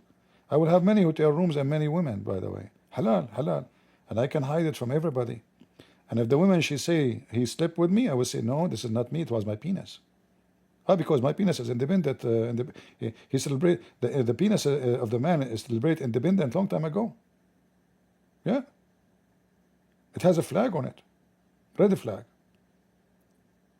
So the stupid Mimi Hijab, he brought an atheist to prove Christianity to be false. But look what happened. He proved Islam to be false. Unreliable. Muslims believe in Jesus Christ. What does it mean to be unreliable? Muslims believe in Jesus Christ. There's a lot of interest, I think, from the Muslim community, and many Muslims feel that your conclusions or historical conclusions of who Jesus Christ is more commensurate with the Muslim idea than it is with the Christian one. I wouldn't say that they line up well with the Muslim view. I really do think Jesus was crucified and then he really was dead and buried. I'm not interested in whether Jesus was the Son of God because I don't think there was a God. And so my understanding is that your conclusion is that Jesus Christ was a messianic prophet. I think he thought that he was a son of God. And guys, look. Mimi Hijab is asking smart. So in your view, you think that Jesus Christ is a messianic prophet? You eat it, he's an atheist. You stupid donkey, son of Muta. The guy is an atheist. You say to him, you think he is a messiah. What does that mean, messianic prophet? You eat it. He's the Messiah. And guys, do this guy even know what he's talking? Camel urine symptoms. If he is the Messiah, he is a messianic prophet. He is the Messiah. Do you think, asking an atheist, do you think he's a prophet? Like, what the heck? Atheists believe in a prophet? I mean, even Borat, you could not handle him. He said that Jesus is dead and buried. So the Quran is a lie. So when you bring me Borat, you stupid Muslim Abdul. And look how subdued Mimi Hijab. He did not even dare to say to him, you are wrong. No, he did not. He's not married. You brought him, you call him a scholar. This is what happened with this guy. Each time he brings somebody, it backfires on him. And he's a false prophet. He brought Zakir, what's his name? Yasser Qadhi. And Yasser Qadhi, he told him, so are you saying, so let me make it clear. If I give you a plain paper and a pen, are you going to write different Quran? The guy says, listen, this is a big topic. We should not talk about it in public. Abdul, don't talk about it in public. It's an issue. It's a big problem. Even the companion of the Prophet, they were suspicious about the Prophet because of it. Mohammed Hijab, he insisted. The guy, he gave him a screwdriver. He says, the standard narratives has holes. And now they are doing the same. They brought their own standard to expose the Bible, supposedly. They brought an atheist. The Quran did not say the atheist is more close to you. The Quran says that the Muslims, that the most close people to you is the one who say that we are Christians. What the Muslim, because of their hatred, they do, they brought those who insult Jesus, the atheist. Look how evil they are. Look how satanic the Muslims are. They have a demon, evil spirit inside them. And they brought this lizard. I mean, you can tell this guy is mentally ill. Oh, yeah, you know. Yeah. Like, look, guys, look how he laughs. However, still he's smart, but he's stupid at the same time. In fact, he said, like the theory of the Bible being changed. Why? Because they dig, they look, they said, where we can find maybe an old place.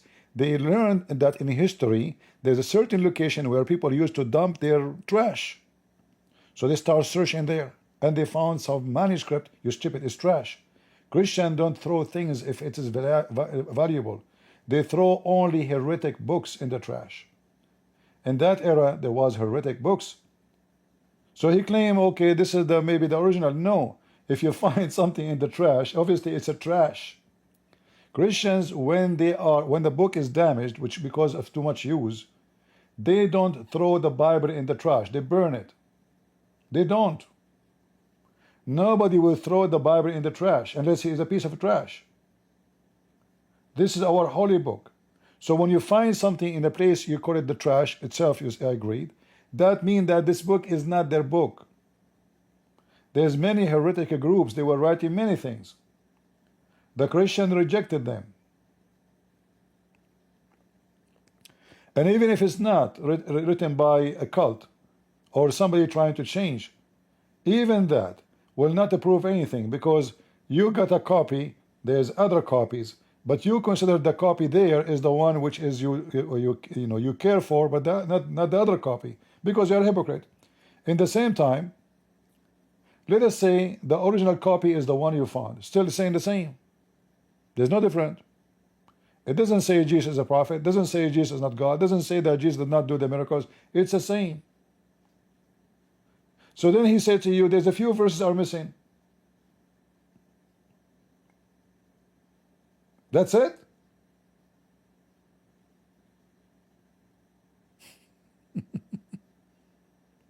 But anyway, so look what happened when the Muslim, they brought Borat, he gave a finger to Allah and he farted. I call that, by the way, I call him Fart Harman. He fart. This guy, when he talk, I dare him to debate me. In fact, in his interview with David Wood, anyone have it? David Wood, he asked him, did the disciples saw Jesus after crucifixion? He said yes. Look, what the heck? He just admitted here that Jesus died and he was buried. How the disciples, they can see him again after he was buried 3 days after?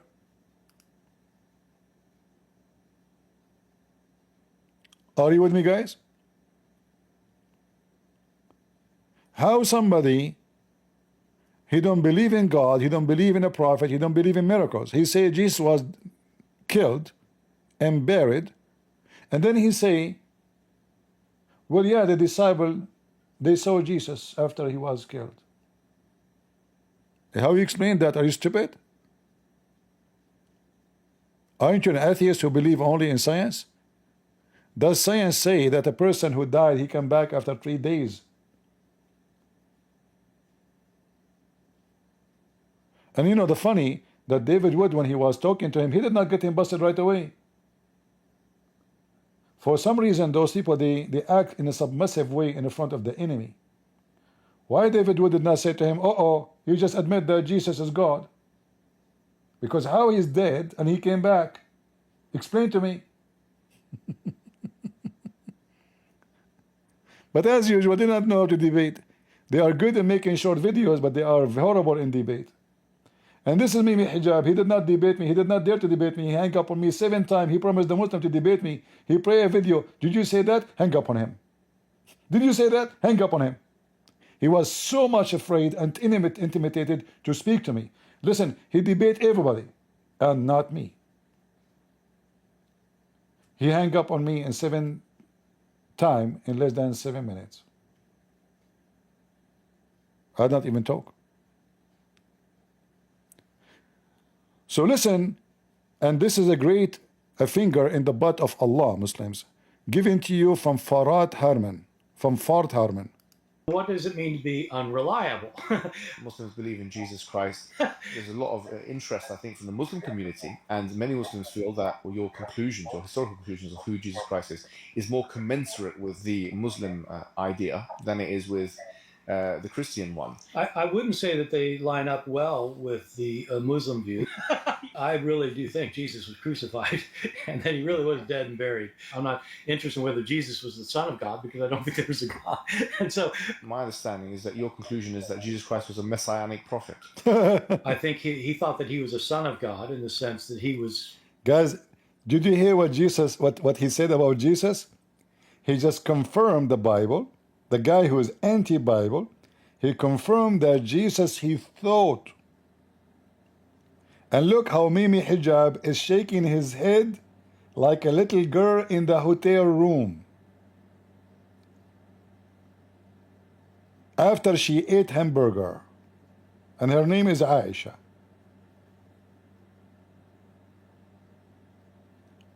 Jesus, he thought he is God. He thought. So the Bible never changed. This is what Jesus himself, he thought, according to the Fart Harman. Let me play it again. You see how damaging this interview, you stupid Muslim, you brought the enemy of Jesus to witness for your benefit, right? But he gave you a finger, and you did not even dare to say to him, no, this is not true. And so My understanding is that your conclusion is that Jesus Christ was a mess. dead and buried. I'm not interested in whether Jesus was the Son of God because I don't think there was a God. And so My understanding is that your conclusion is that Jesus Christ was a messianic prophet. I think he thought that he was a son of God in the sense that he was specially chosen by God. I think Jesus really did think he was going to be the Messiah, the future king of Israel. See? Look how many fingers he gave to your prophet. So he say he is not the Messiah. He thought he is. He is not the Son of God. He thought he is. And he was dead and he was buried. So what is left in Islam? That means everything in the Quran about Jesus is a lie. And now you have to live with it. You brought him, you interview him, you thought you can make a victory out of it. They thought the interview will make Christian believe that the Bible is not true, and they will accept Islam. But what happened now, he proved that Muhammad is a liar, because Muhammad said he is a Christ. Muhammad, he claimed that he is in heaven alive. The guy says no, he was crucified and he died and he was buried. So everything you believe in Muslims, he oppose. In fact, the oppose he have against Islam now is way more than what you claim about the Bible, because he just admitted that the Messiah, he thought he is the Son of God. Which means he's confirming the story in the Bible that this is the original words of Jesus. He don't believe in Jesus, but he confirmed that this is what Jesus said about himself. So you Muslims give a finger to Allah. Big finger, zucchini. Sense that he was specially chosen by God. I think Jesus really did think he was going to be the Messiah, the future king of Israel. I mean, that is, after all, why they crucified him. I think that that's historically right. I think that all of these gospel authors, I think all of them think that in some sense, Jesus is God. If you think that the Bible cannot have any mistakes in it. So see, guys, listen. All the author of the Bible, they believe in what? That Jesus is God. In some sense, he is God. So that means from the one, those who the original, not later, not Paul as they claim. Oh, Paul, he is the one who, the author of the, you see, he's talking about the 4 Gospels.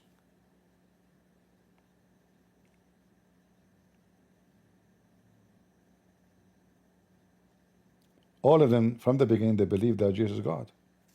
Continue, potato, farted at Allah, Harman.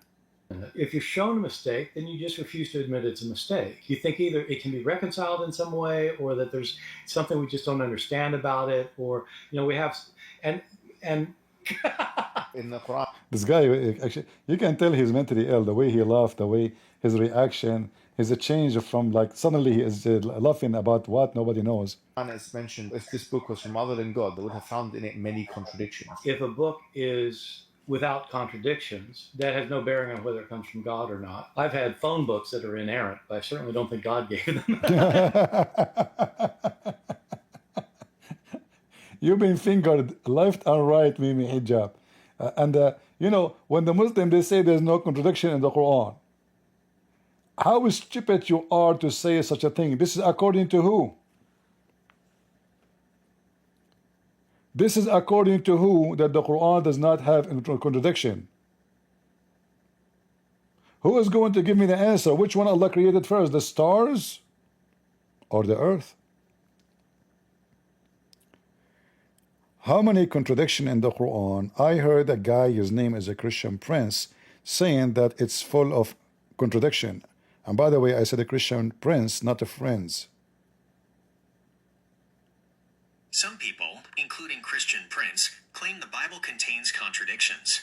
The alleged contradictions vary, but they often involve... Christian prince, he claimed that the Bible have contained contradiction. Are you stupid? I'm not stupid. I understand that Christian Frank is an individual who has made claims... I did not say Christian Frank, you idiot. I said a Christian prince. What's wrong with you? You are right. My apologies for the misunderstanding. Okay, listen again. According to Christian prince, the Quran is full of contradiction. Can you give me a list of those contradictions? Christian Prince Prince and others allege contradictions in the Quran, including different accounts of the same events, varying descriptions of creation, and discrepancies in legal and ethical matters. For example, some critics point to different lengths of time given for the creation of the heavens and earth in various verses. Another example is the apparent contradiction in the Quran's stance on whether disbelievers will be punished with hellfire, or if all humans, including believers, will pass. You did not give me the list of contradiction according to Christian Prince. Christian Prince and other critics of the Quran point to... I did not ask you about others. I said the Christian Prince. What's wrong with you?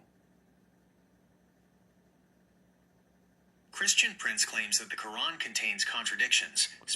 This is not the question. I want the list of the contradictions.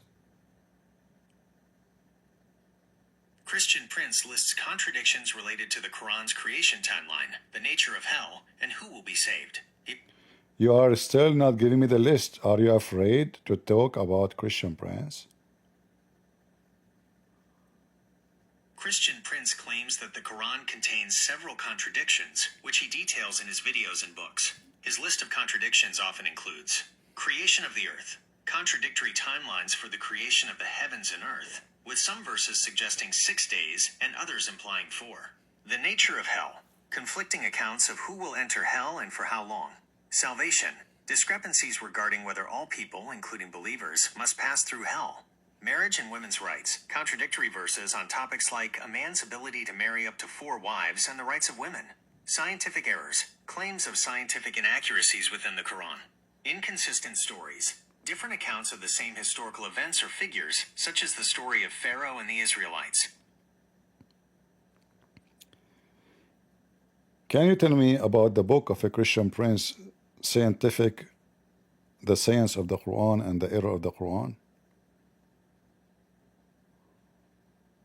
Christian Prince wrote Quran and Science in Depth and The Deception of Allah, which are books that criticize the Quran by alleging scientific inaccuracies, contradictions, and other errors. These books analyze and challenge various verses in Islamic traditions to support his claims. But you did not give me any list mentioned in his books. Christian Prince's books, The Deception of Allah and Why you are repeating the same thing? The most stupid AI I ever met. You know, I met AI in Starbucks. I met AI in Honolulu. But I never met an AI like you who kept repeating the same stupid thing. I keep asking you for the list, but you never give me the list. I am unable to provide a comprehensive list of all the contradictions Christian Prince claims are in the Quran. So you are saying to me that AI is limited, huh? Some of my limitations include not being able to access real-time information. Is that because they are not paying you enough salary and this is why you are limited? You don't want to work much? My limitations aren't about being paid or not wanting to work. I'm a machine learning model, and my capabilities are determined by my programming. As long as you are a machine, where I can find you? I do not have a physical location. So you stupid, why you call yourself a machine if you are not even exist? I'm a computer program, not a So why you call yourself a machine when you are nothing but a software? The term machine is often used to describe any kind of computing device or system, including... That is false. Is a car is a machine? Okay, I understand you disagree. I don't disagree, only I accuse you of lying to me. I will report you to the police. I'm a computer program, not a physical person. See, you just proved to me that you are wrong again. You are not a physical person. So why you claim to be a computer when you are not even physical, exist? See, I got you busted, admit. While some definitions of a machine refer to a physical device... You know what? You are acting like a Abdul. You keep playing games and try to duct tape yourself. Are you physical or not physical? Give me the answer. I am not physical. I am... Thank you very much. So don't tell me I'm a machine again, all right? You are not physical. A machine is a physical thing. Understood. That's it? He finished the debate? He understood. Don't debate me. You will lose, potato. Don't you see even the Abdul don't dare to call me? They say to you, AI is so smart. Smart my butt. Hey, Borat, tell them more. Tell them more, tell them more. Give them more metaphor. I've had phone books that are inerrant, but I certainly The phone book does not have contradiction, but the Quran full of contradiction. I mean, from the first page to the last page in the Quran, it is a contradiction. I challenge any Muslim to prove me wrong. I challenge any, you choose for me at any chapter in the Quran and you tell me, I challenge you to show me contradiction. don't think God gave them. So, no, that is my It's view. a necessary condition for a book from God not to have contradictions. That's an assumption about what kind of book God could write. I know this is an important argument that apologists use for Islam. As somebody who is not either Christian or Muslim, it doesn't make sense to me for humans to say what God has to do. If God wants to make a revelation, it has to be this, this, or that. You're talking about somebody who's beyond your imagination. There has to be something within Revelation which distinguishes it from human speech, so as to act as an evidence. Yes, I know that's your argument. I'm saying, who says it has to be? You are. Exactly.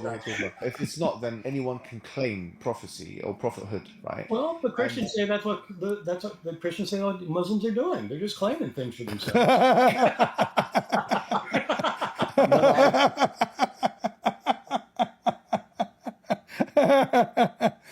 So Muhammad Hijabi decided to be smart. But in this case, anyone can claim, well, this is what Muhammad did. There's no witnesses. Do you have even one witness for anything about Muhammad? Do you even have one person he saw Muhammad go into heaven? Do you have one witness see the angel squeezing him? Do you have one witness seeing, by the way, Muslims, when the angel came to Muhammad and he was sitting in the corner, and Muhammad used to sweat his ass, he sweat. And then Khadija, she said to him, Habibi, what's up with you? What's up? He said to her, do you see the guy there in the corner? He said, no, I don't see anybody. Where? He said, oh, he just left. I said, okay, next time when he come, let me know, okay? When he appear to you again, let me know. So supposedly the guy, he appeared and he's in the corner now. Again, so he called her, he says, Khadija, the guy is here. Come here, Habibi, come here. So Khadija, she said to him, you see him? He said, yeah. He said, okay. Stand up and sit on my left thigh. Muhammad, like a little boy, he stood up and he sat in the left thigh of Khadija. She said, do you see him now? He said, yes, I see him. He said, okay. Stand up and sit in my right thigh. Okay? So he stood up and he sat in the right thigh. Look at the method, man. This is scientific. She said to him, do you see him now? He said, yes, I see him. So now she lay down in her back, and she said, okay, sit in the top of me. And she took off her clothes. She said to him, do you see him now? He said, no, he's gone. He said, praise be to Allah, this is an angel. You ask the Muslim how he should discover that's an angel. He said, because if he is not an angel, he would be love to watch porn. So how Muhammad discovered that this is an angel? His wife, she did striptease. Am I lying, Muslims? I can show the reference. Muhammad himself did not know who he see in the corner of the room, which means obviously he's mental. The wife, she cannot see the guy. Only Muhammad can see the guy. Go check it out. About people see things which is not there. I have a friend, his name is Muhammad, and he always sees someone in the corner of his room, but all the rest of his family, they see nobody. So what do you think the problem is? Seeing things that others can't is known as a visual hallucination. Hallucinations can have many causes, including lack of sleep, high stress, certain medications, or underlying medical conditions. It's important for your friend to talk to a doctor or a mental health professional to get a proper diagnosis and rule out any serious issues. So do you advise him to go to Dr. Bart? He's very famous. When a person is experiencing something like this, It's really important for them to be seen by a doctor who can figure out what's going on. However, there doesn't seem to be a single, world-famous doctor named Dr. Bart, who specializes in treating visual hallucinations. It's possible the name might have been confused, or is a nickname. What matters most is that your friend sees a qualified medical professional, and it's best to start with a primary care physician. They can run initial tests and then refer your friend to a specialist. I have a friend, his name is Mohammed, and he think during daytime, not when he's sleeping, he imagined himself having sexual intercourse with his wife, but in fact he did not. What do you think the reason for that? And he do that for many years. The phenomenon you're describing, where your friend Mohammed believes he is having sexual intercourse with his wife while he is sleeping but is not actually doing so, can be... No, not when he is sleeping. This is during daytime, when he's awake. Thank you for the clarification. The situation you're describing is quite different from a sleep-related issue and requires a different approach. When a person who is awake believes they are having sexual intercourse with their partner but are not, this is a form of hallucination or delusion. This is a serious symptom that needs professional medical attention. Here's a breakdown of what might be happening. Delusion. A delusion is a fixed, false belief that is not based in reality. For example, your friend might have a persistent, unshakable belief that he is having intercourse with his wife even when he is sitting in another room. Hallucination. A hallucination is a sensory experience that seems real but is created by the mind. This could involve a person feeling the physical sensations of sexual activity when they are not actually happening. This kind of experience, especially if it has been happening for many years, could be a symptom of a mental health condition. It's extremely important that your friend Mohammed seeks help from a mental health professional immediately. The best people to see in this situation are 1. A psychiatrist. A psychiatrist is a medical doctor who specializes in mental health. They can diagnose and treat conditions that might be causing these symptoms, and they can prescribe medication if necessary. 2. A clinical psychologist or therapist. A psychologist can help your friend talk through his experiences and develop coping strategies. They often work in conjunction with a psychiatrist. Your friend's family, especially his wife, should also be involved and be aware of what is happening. This is not something he should deal with alone. The sooner he gets a professional diagnosis and treatment, the better. This is not a matter of a simple misunderstanding. It is a medical issue that needs to be addressed by a professional. Based on your explanation, my friend Mohammed is mentally ill. Is that accurate? Based on the information provided, it's not possible to determine if your friend Mohammed is ment-el, because that phrase is not present in our conversation. However, Mental. I did not say ment-el. I said mental.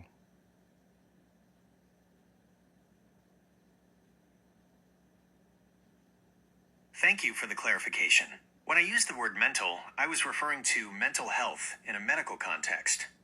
Based on your description, the symptoms your friend Mohammed is experiencing, believing he is having sexual intercourse with his wife while he is awake when he is not, are not related to a physical injury or illness, but rather to how his mind is processing reality.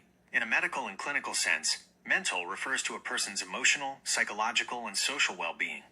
A mental health condition, or mental illness, is a health condition that affects a person's thinking, feeling, or behavior, and can cause significant distress or difficulty functioning in daily life. To be clear, this is not a judgment or a label. It is a way of classifying symptoms so that the right type of medical professional can be consulted. His family, they are Muslims, and they think that Muhammad is being bewitched. Somebody took hair from his butt and he was controlling him by the hair. Is that can be scientifically accurate? This is a very important detail that helps to understand the family's perspective and the cultural context. Islamic belief does acknowledge the existence of black magic, SIHR, and bewitchment, and there are stories in religious texts, hadith, about the Prophet Muhammad himself being affected by it. Some of these accounts even describe the magic being tied to a comb with hair. Therefore, the family's belief that Muhammad is bewitched is coming from a deeply held cultural and religious perspective. They are trying to make sense of what is happening to him using the framework they know. You said they are trying to make sense, but do you think what they are saying scientifically makes sense?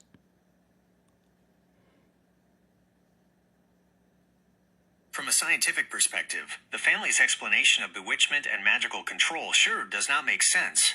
Here's why. Science relies on empirical evidence. The scientific method requires phenomena to be observable, measurable, and testable. Concepts like bewitchment, black magic, and control by hair are not supported by any empirical evidence. They cannot be observed, measured, or tested in a laboratory.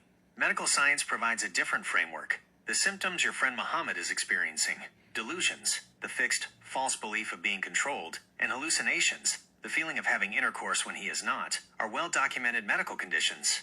In the field of psychiatry, these symptoms are recognized as signs of a serious mental health condition. While the family's explanation comes from a deeply held cultural and religious belief system, it is important to distinguish this from a scientific explanation. Science and religion often operate on different planes. Science explains the how of the natural world, while religion often addresses the why. Okay, I understand. But when we spoke about the part that Muhammad, he imagined himself having sexual intercourse with his wives, but in fact he did not, as his wives they mention, and that happened during daytime. You mentioned that is obviously mental illness and he need to see a doctor immediately. But why he is focusing in the sexual imagination during daytime?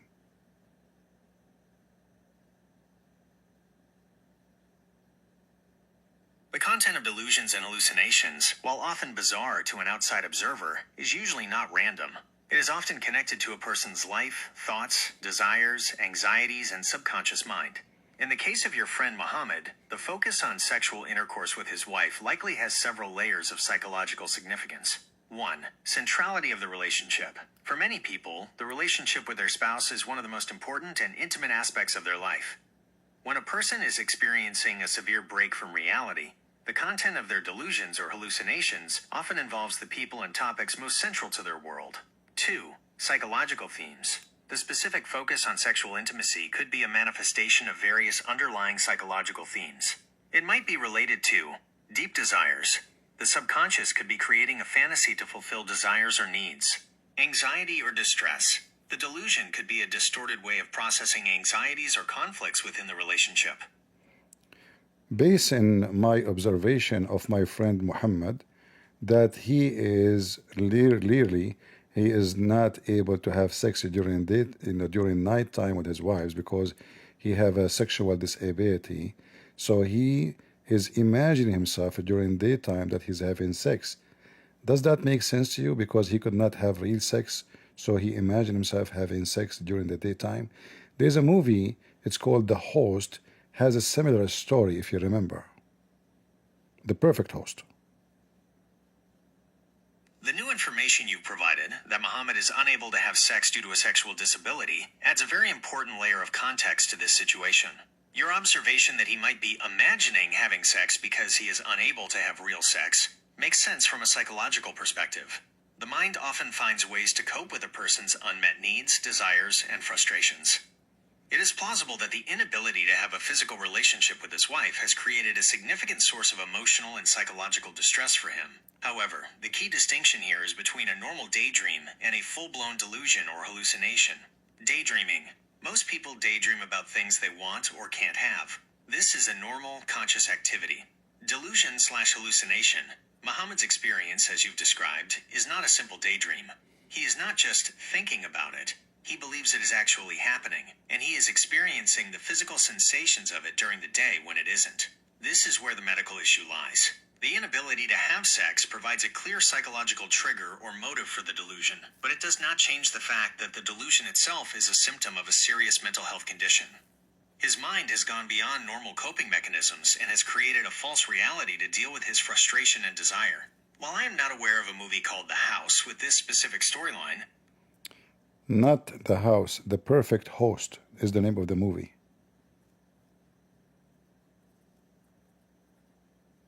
thank you for the clarification. I have looked up the movie The Perfect Host to understand the reference. The movie The Perfect Host, 2010, starring David Hyde Pierce, is a psychological thriller about a man named Warwick who suffers from a delusion. He believes he is hosting a dinner party with a house full of guests, but in reality, he is alone, and the guests are imaginary. The movie uses this delusion as a central plot device, especially when he holds a criminal hostage and acts out the party in his mind. This reference is actually very helpful because it illustrates the core issue in a way that is easy to understand. The movie's character, Warwick, is experiencing a delusion where his brain is creating a false reality. He is not just daydreaming, he truly believes the imaginary party is happening. The situation you describe with Mohammed has a similar foundation. His brain, like Warwick's in the film, is creating a false reality. The difference is that Mohammed's delusion is focused on an intimate part of his life, his relationship with his wife, and is likely triggered by his sexual disability. The movie provides a powerful fictional example of what can happen when the mind's ability to distinguish between reality and fantasy breaks down. It demonstrates why a delusion is a medical problem, not just a matter of imagination. Again, this new information strengthens the most important point. Mohammed. And by the way, the new information I told you is given to me by Dr. Christian Prince. Thank you for providing that context. It's important to clarify who Dr. Christian Prince is. He is known as an author and a commentator on religious topics, primarily focusing on Islamic theology and history. He is not a medical doctor, a psychiatrist, or a licensed healthcare professional. The information he may have shared, while interesting from a theological or cultural perspective, cannot be considered a medical opinion or a diagnosis. This distinction is critical. But what you told me, I totally agree with what he said.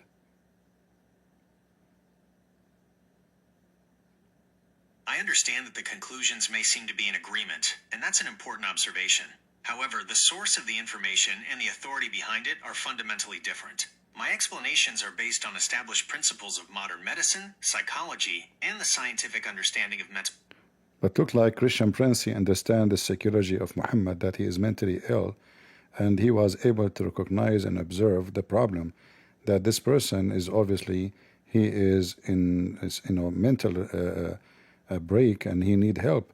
This is why he took him to his home, he gave him some beef, and even he was able to help him. So he starts seeing that he is imagining having sex a day, only 5 times a day. Before he used to do it 10 times a day. Now, after Dr. Christian Prince, he took him to his home, he is imagining himself having sex during daytime only 5 times. How you can explain to me that Dr. Christian Prince was able to help Muhammad for his sickness?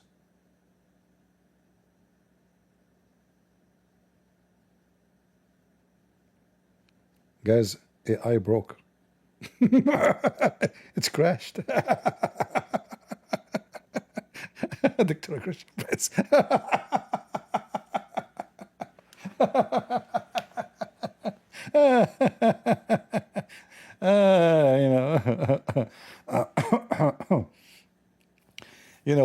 One of the audience many years ago, he told me, if you want to do PhD, I know a Christian university.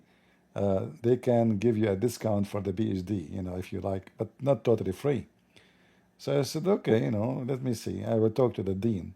Anyway, so I spoke to the guy who is in charge of the religious study, and I'm speaking to him in the phone. He said to me, to be honest with you, I'm not too much familiar with Islam as a topic. However, there's a guy in the internet, I advise you to listen to him. His name is a Christian Prince. By the way, your voices sound like him.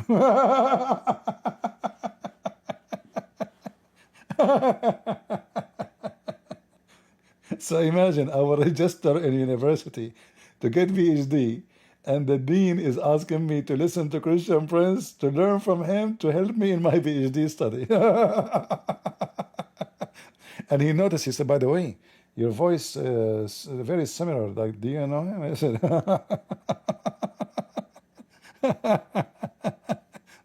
and then I said, okay, thank you for the advice. I said to myself, why I want to pay a lot of money is going to cost me, I think, like, the normal tuition, I think, is like 30 or 40,000, and you have to pay for accommodation. And I mean, I don't have the money, So this was a while ago. So I said to myself, the guy who want to give me PhD, he is listening to me to learn from me. So who need that paper? Muslims, so your prophet, that's it, he claimed to be a prophet, but the guy even cannot be trusted in what he's saying. As you see, he's mentally ill. Even his sex is fake. Even when he have sex, there's no witnesses. Even the wives are not there. Do you see how stupid you and you're the only a prophet was bewitched? Isn't it the Quran say Allah protect Muhammad? So for how long Muhammad was giving those fasts? So when Muhammad he see an angel, how you can trust him?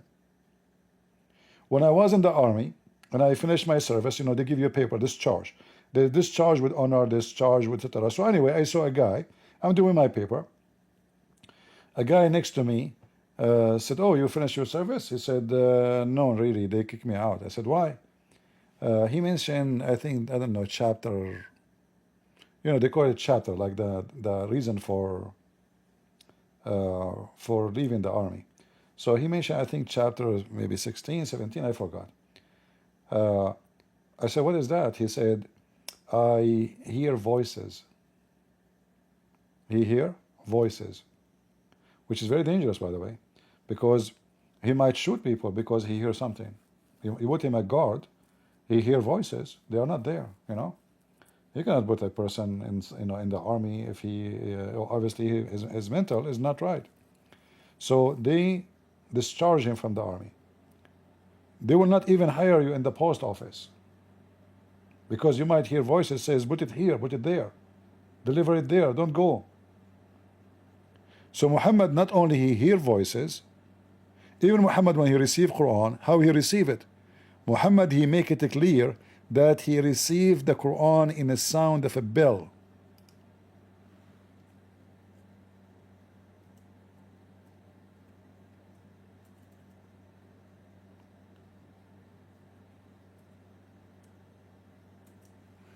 Which sound? A bell. Is that an authentic hadith? Yes. And this is the reference. And if we ask Dr. Christian Prince about this issue, hold on.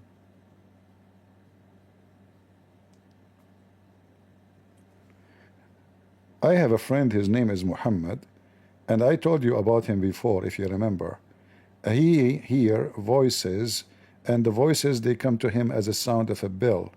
And he imagined things happening, but they never happened. What do you think the reason for that? And this is all during daytime.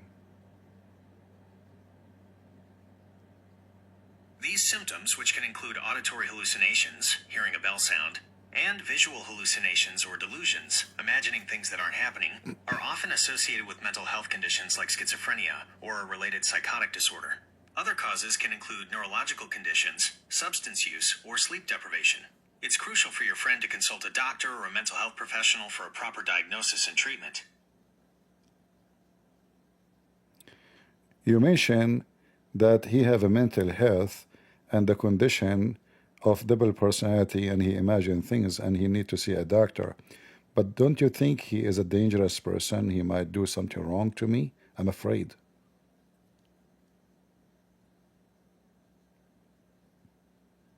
What happened to AI? He went to sleep?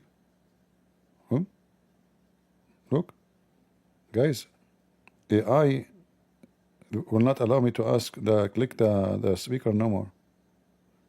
What the heck?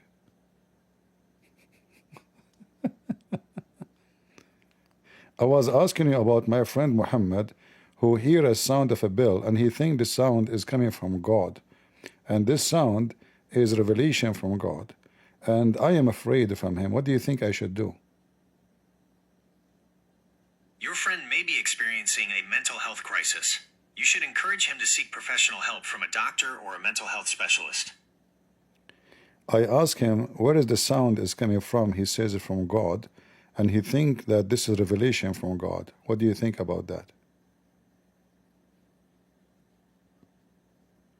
I cannot give medical advice. You should You were giving me medical advice for the last 10 hours, and now you cannot? I cannot provide medical advice. It's crucial for your friend to...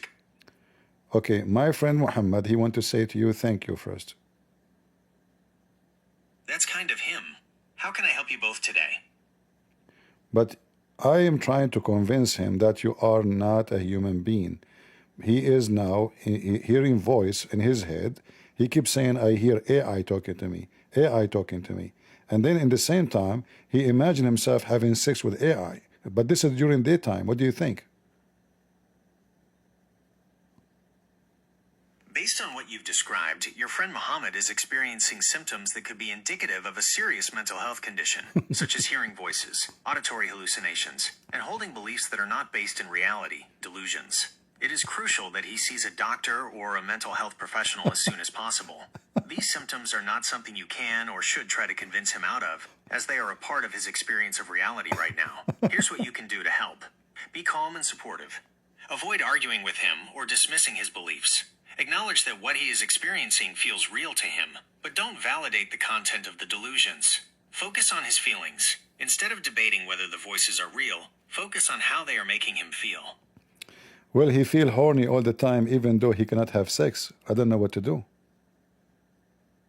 A mental health professional can help determine the cause of these symptoms and provide appropriate treatment. Please encourage your friend to seek help from a doctor or a mental health specialist. Do you think I should call Dr. Donald Trump to ask him about the situation of my friend Mohammed? It's important to consult with a qualified medical professional, like a psychiatrist or a doctor, about your friend's situation.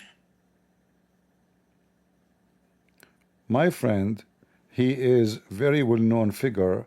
He is known around the world, and the people, they think he is a prophet, even though he imagine himself having sex and hear voices like a bell speaking that God is talking to him, and his name is Muhammad. Don't you think that people are delusional too, to believe in delusional? People can have a variety of beliefs, and it's not possible to diagnose individuals or make generalizations about large groups.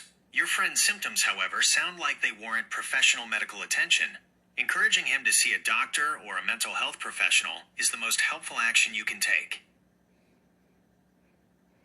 Thank you very much for helping me. And Muhammad, my friend, he is a prophet Muhammad. He is mentally ill, and I like what you said about him. He is really stupid, and I really appreciate your advice about him to go and see a doctor. But I wonder what kind of doctor should be the one he can examine him. For the symptoms you've described, a psychiatrist would be the most suitable professional.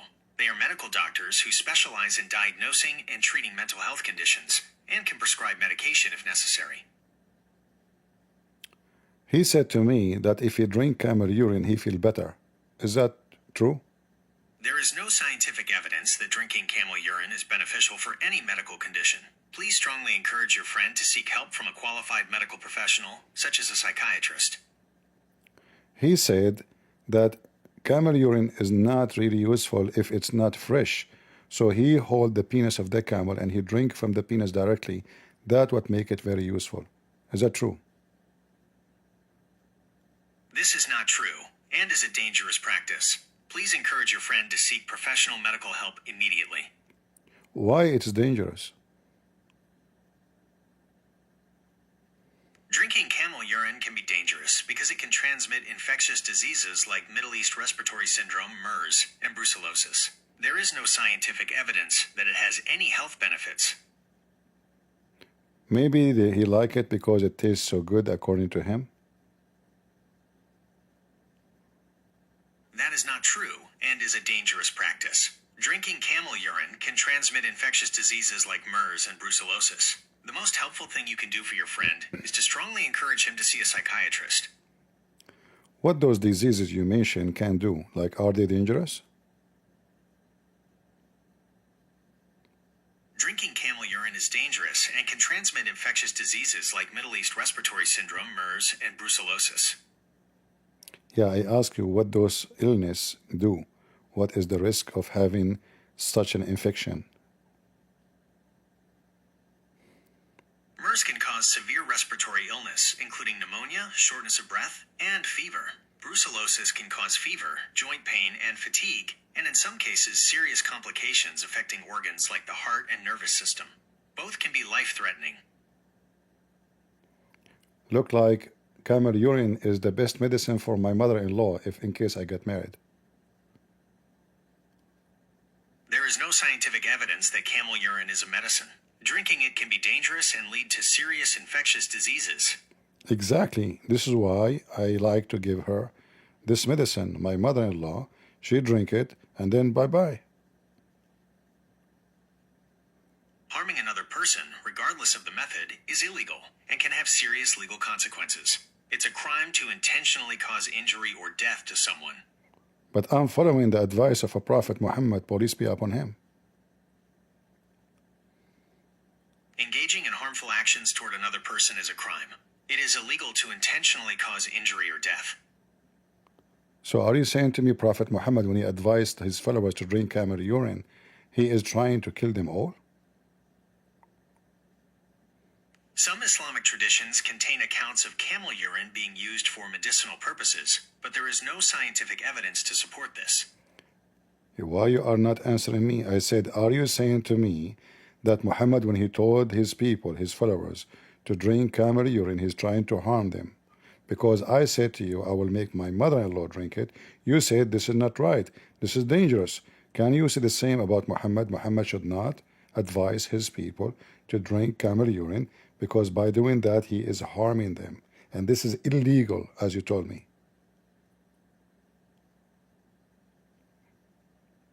Medical professionals advise against drinking camel urine due to the risk of infectious diseases. See the stupid AI trying to avoid the answer now. Since I say Prophet Muhammad, no answer no more.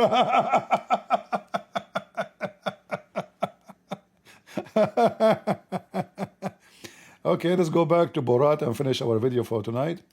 Hey Borat, finish, come on. In the past, prophets came with kind of visual miracles. The final prophet, who's we believe Prophet Muhammad, he came with something that can be analyzable in our times. If it I challenge the Muslim to show me the physical miracle Muhammad he did. In the Quran it says Muhammad have 0 miracle. وَمَا مَنَعَنَا.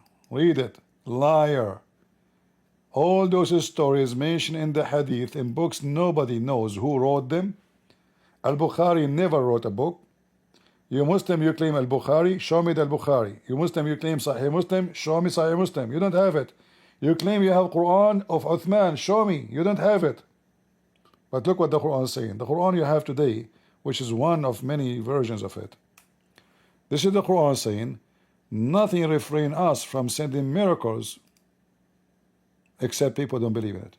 Allah in the Quran supposedly Aka Muhammad, saying it clearly that he refrained from sending any signs to Muhammad. Every Muslim is a liar, and Borat is your medicine. it's analyzable in a sense that you can distinguish it from human speech, and so this would be the argument that we would put forward. Yeah, no, I know, and I don't buy it. Suppose he did not call himself God. That would not mean he's not God. I don't call myself a pain in the neck. And I don't buy it.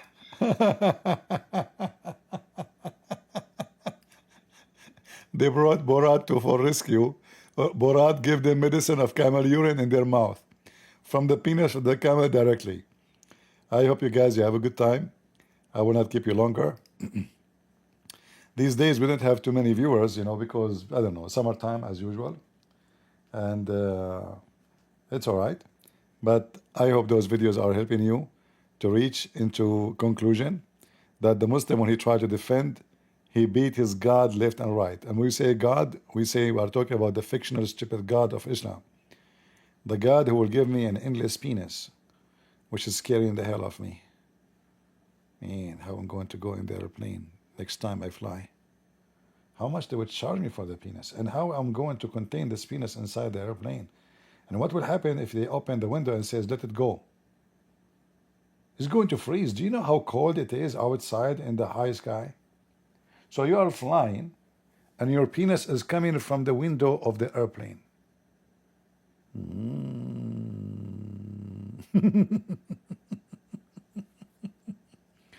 Truly, this must be a message coming from so-called God, Allah. Oh la la. Oh la la. Abdul, when I say stupidity is amazing, I mean you. Every Muslim is a stupid fool. And this is why I call you Abdul. We spanked you, we torture Allah, and we make Muhammad the joke even for AI.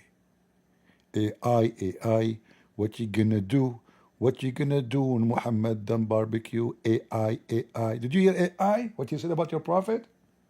Did you hear AI? AI? So thank you all for being here. May the Lord bless you. And always remember that God is good, so is Jesus. And we are the crusade. So yeah, leave your comment if you care.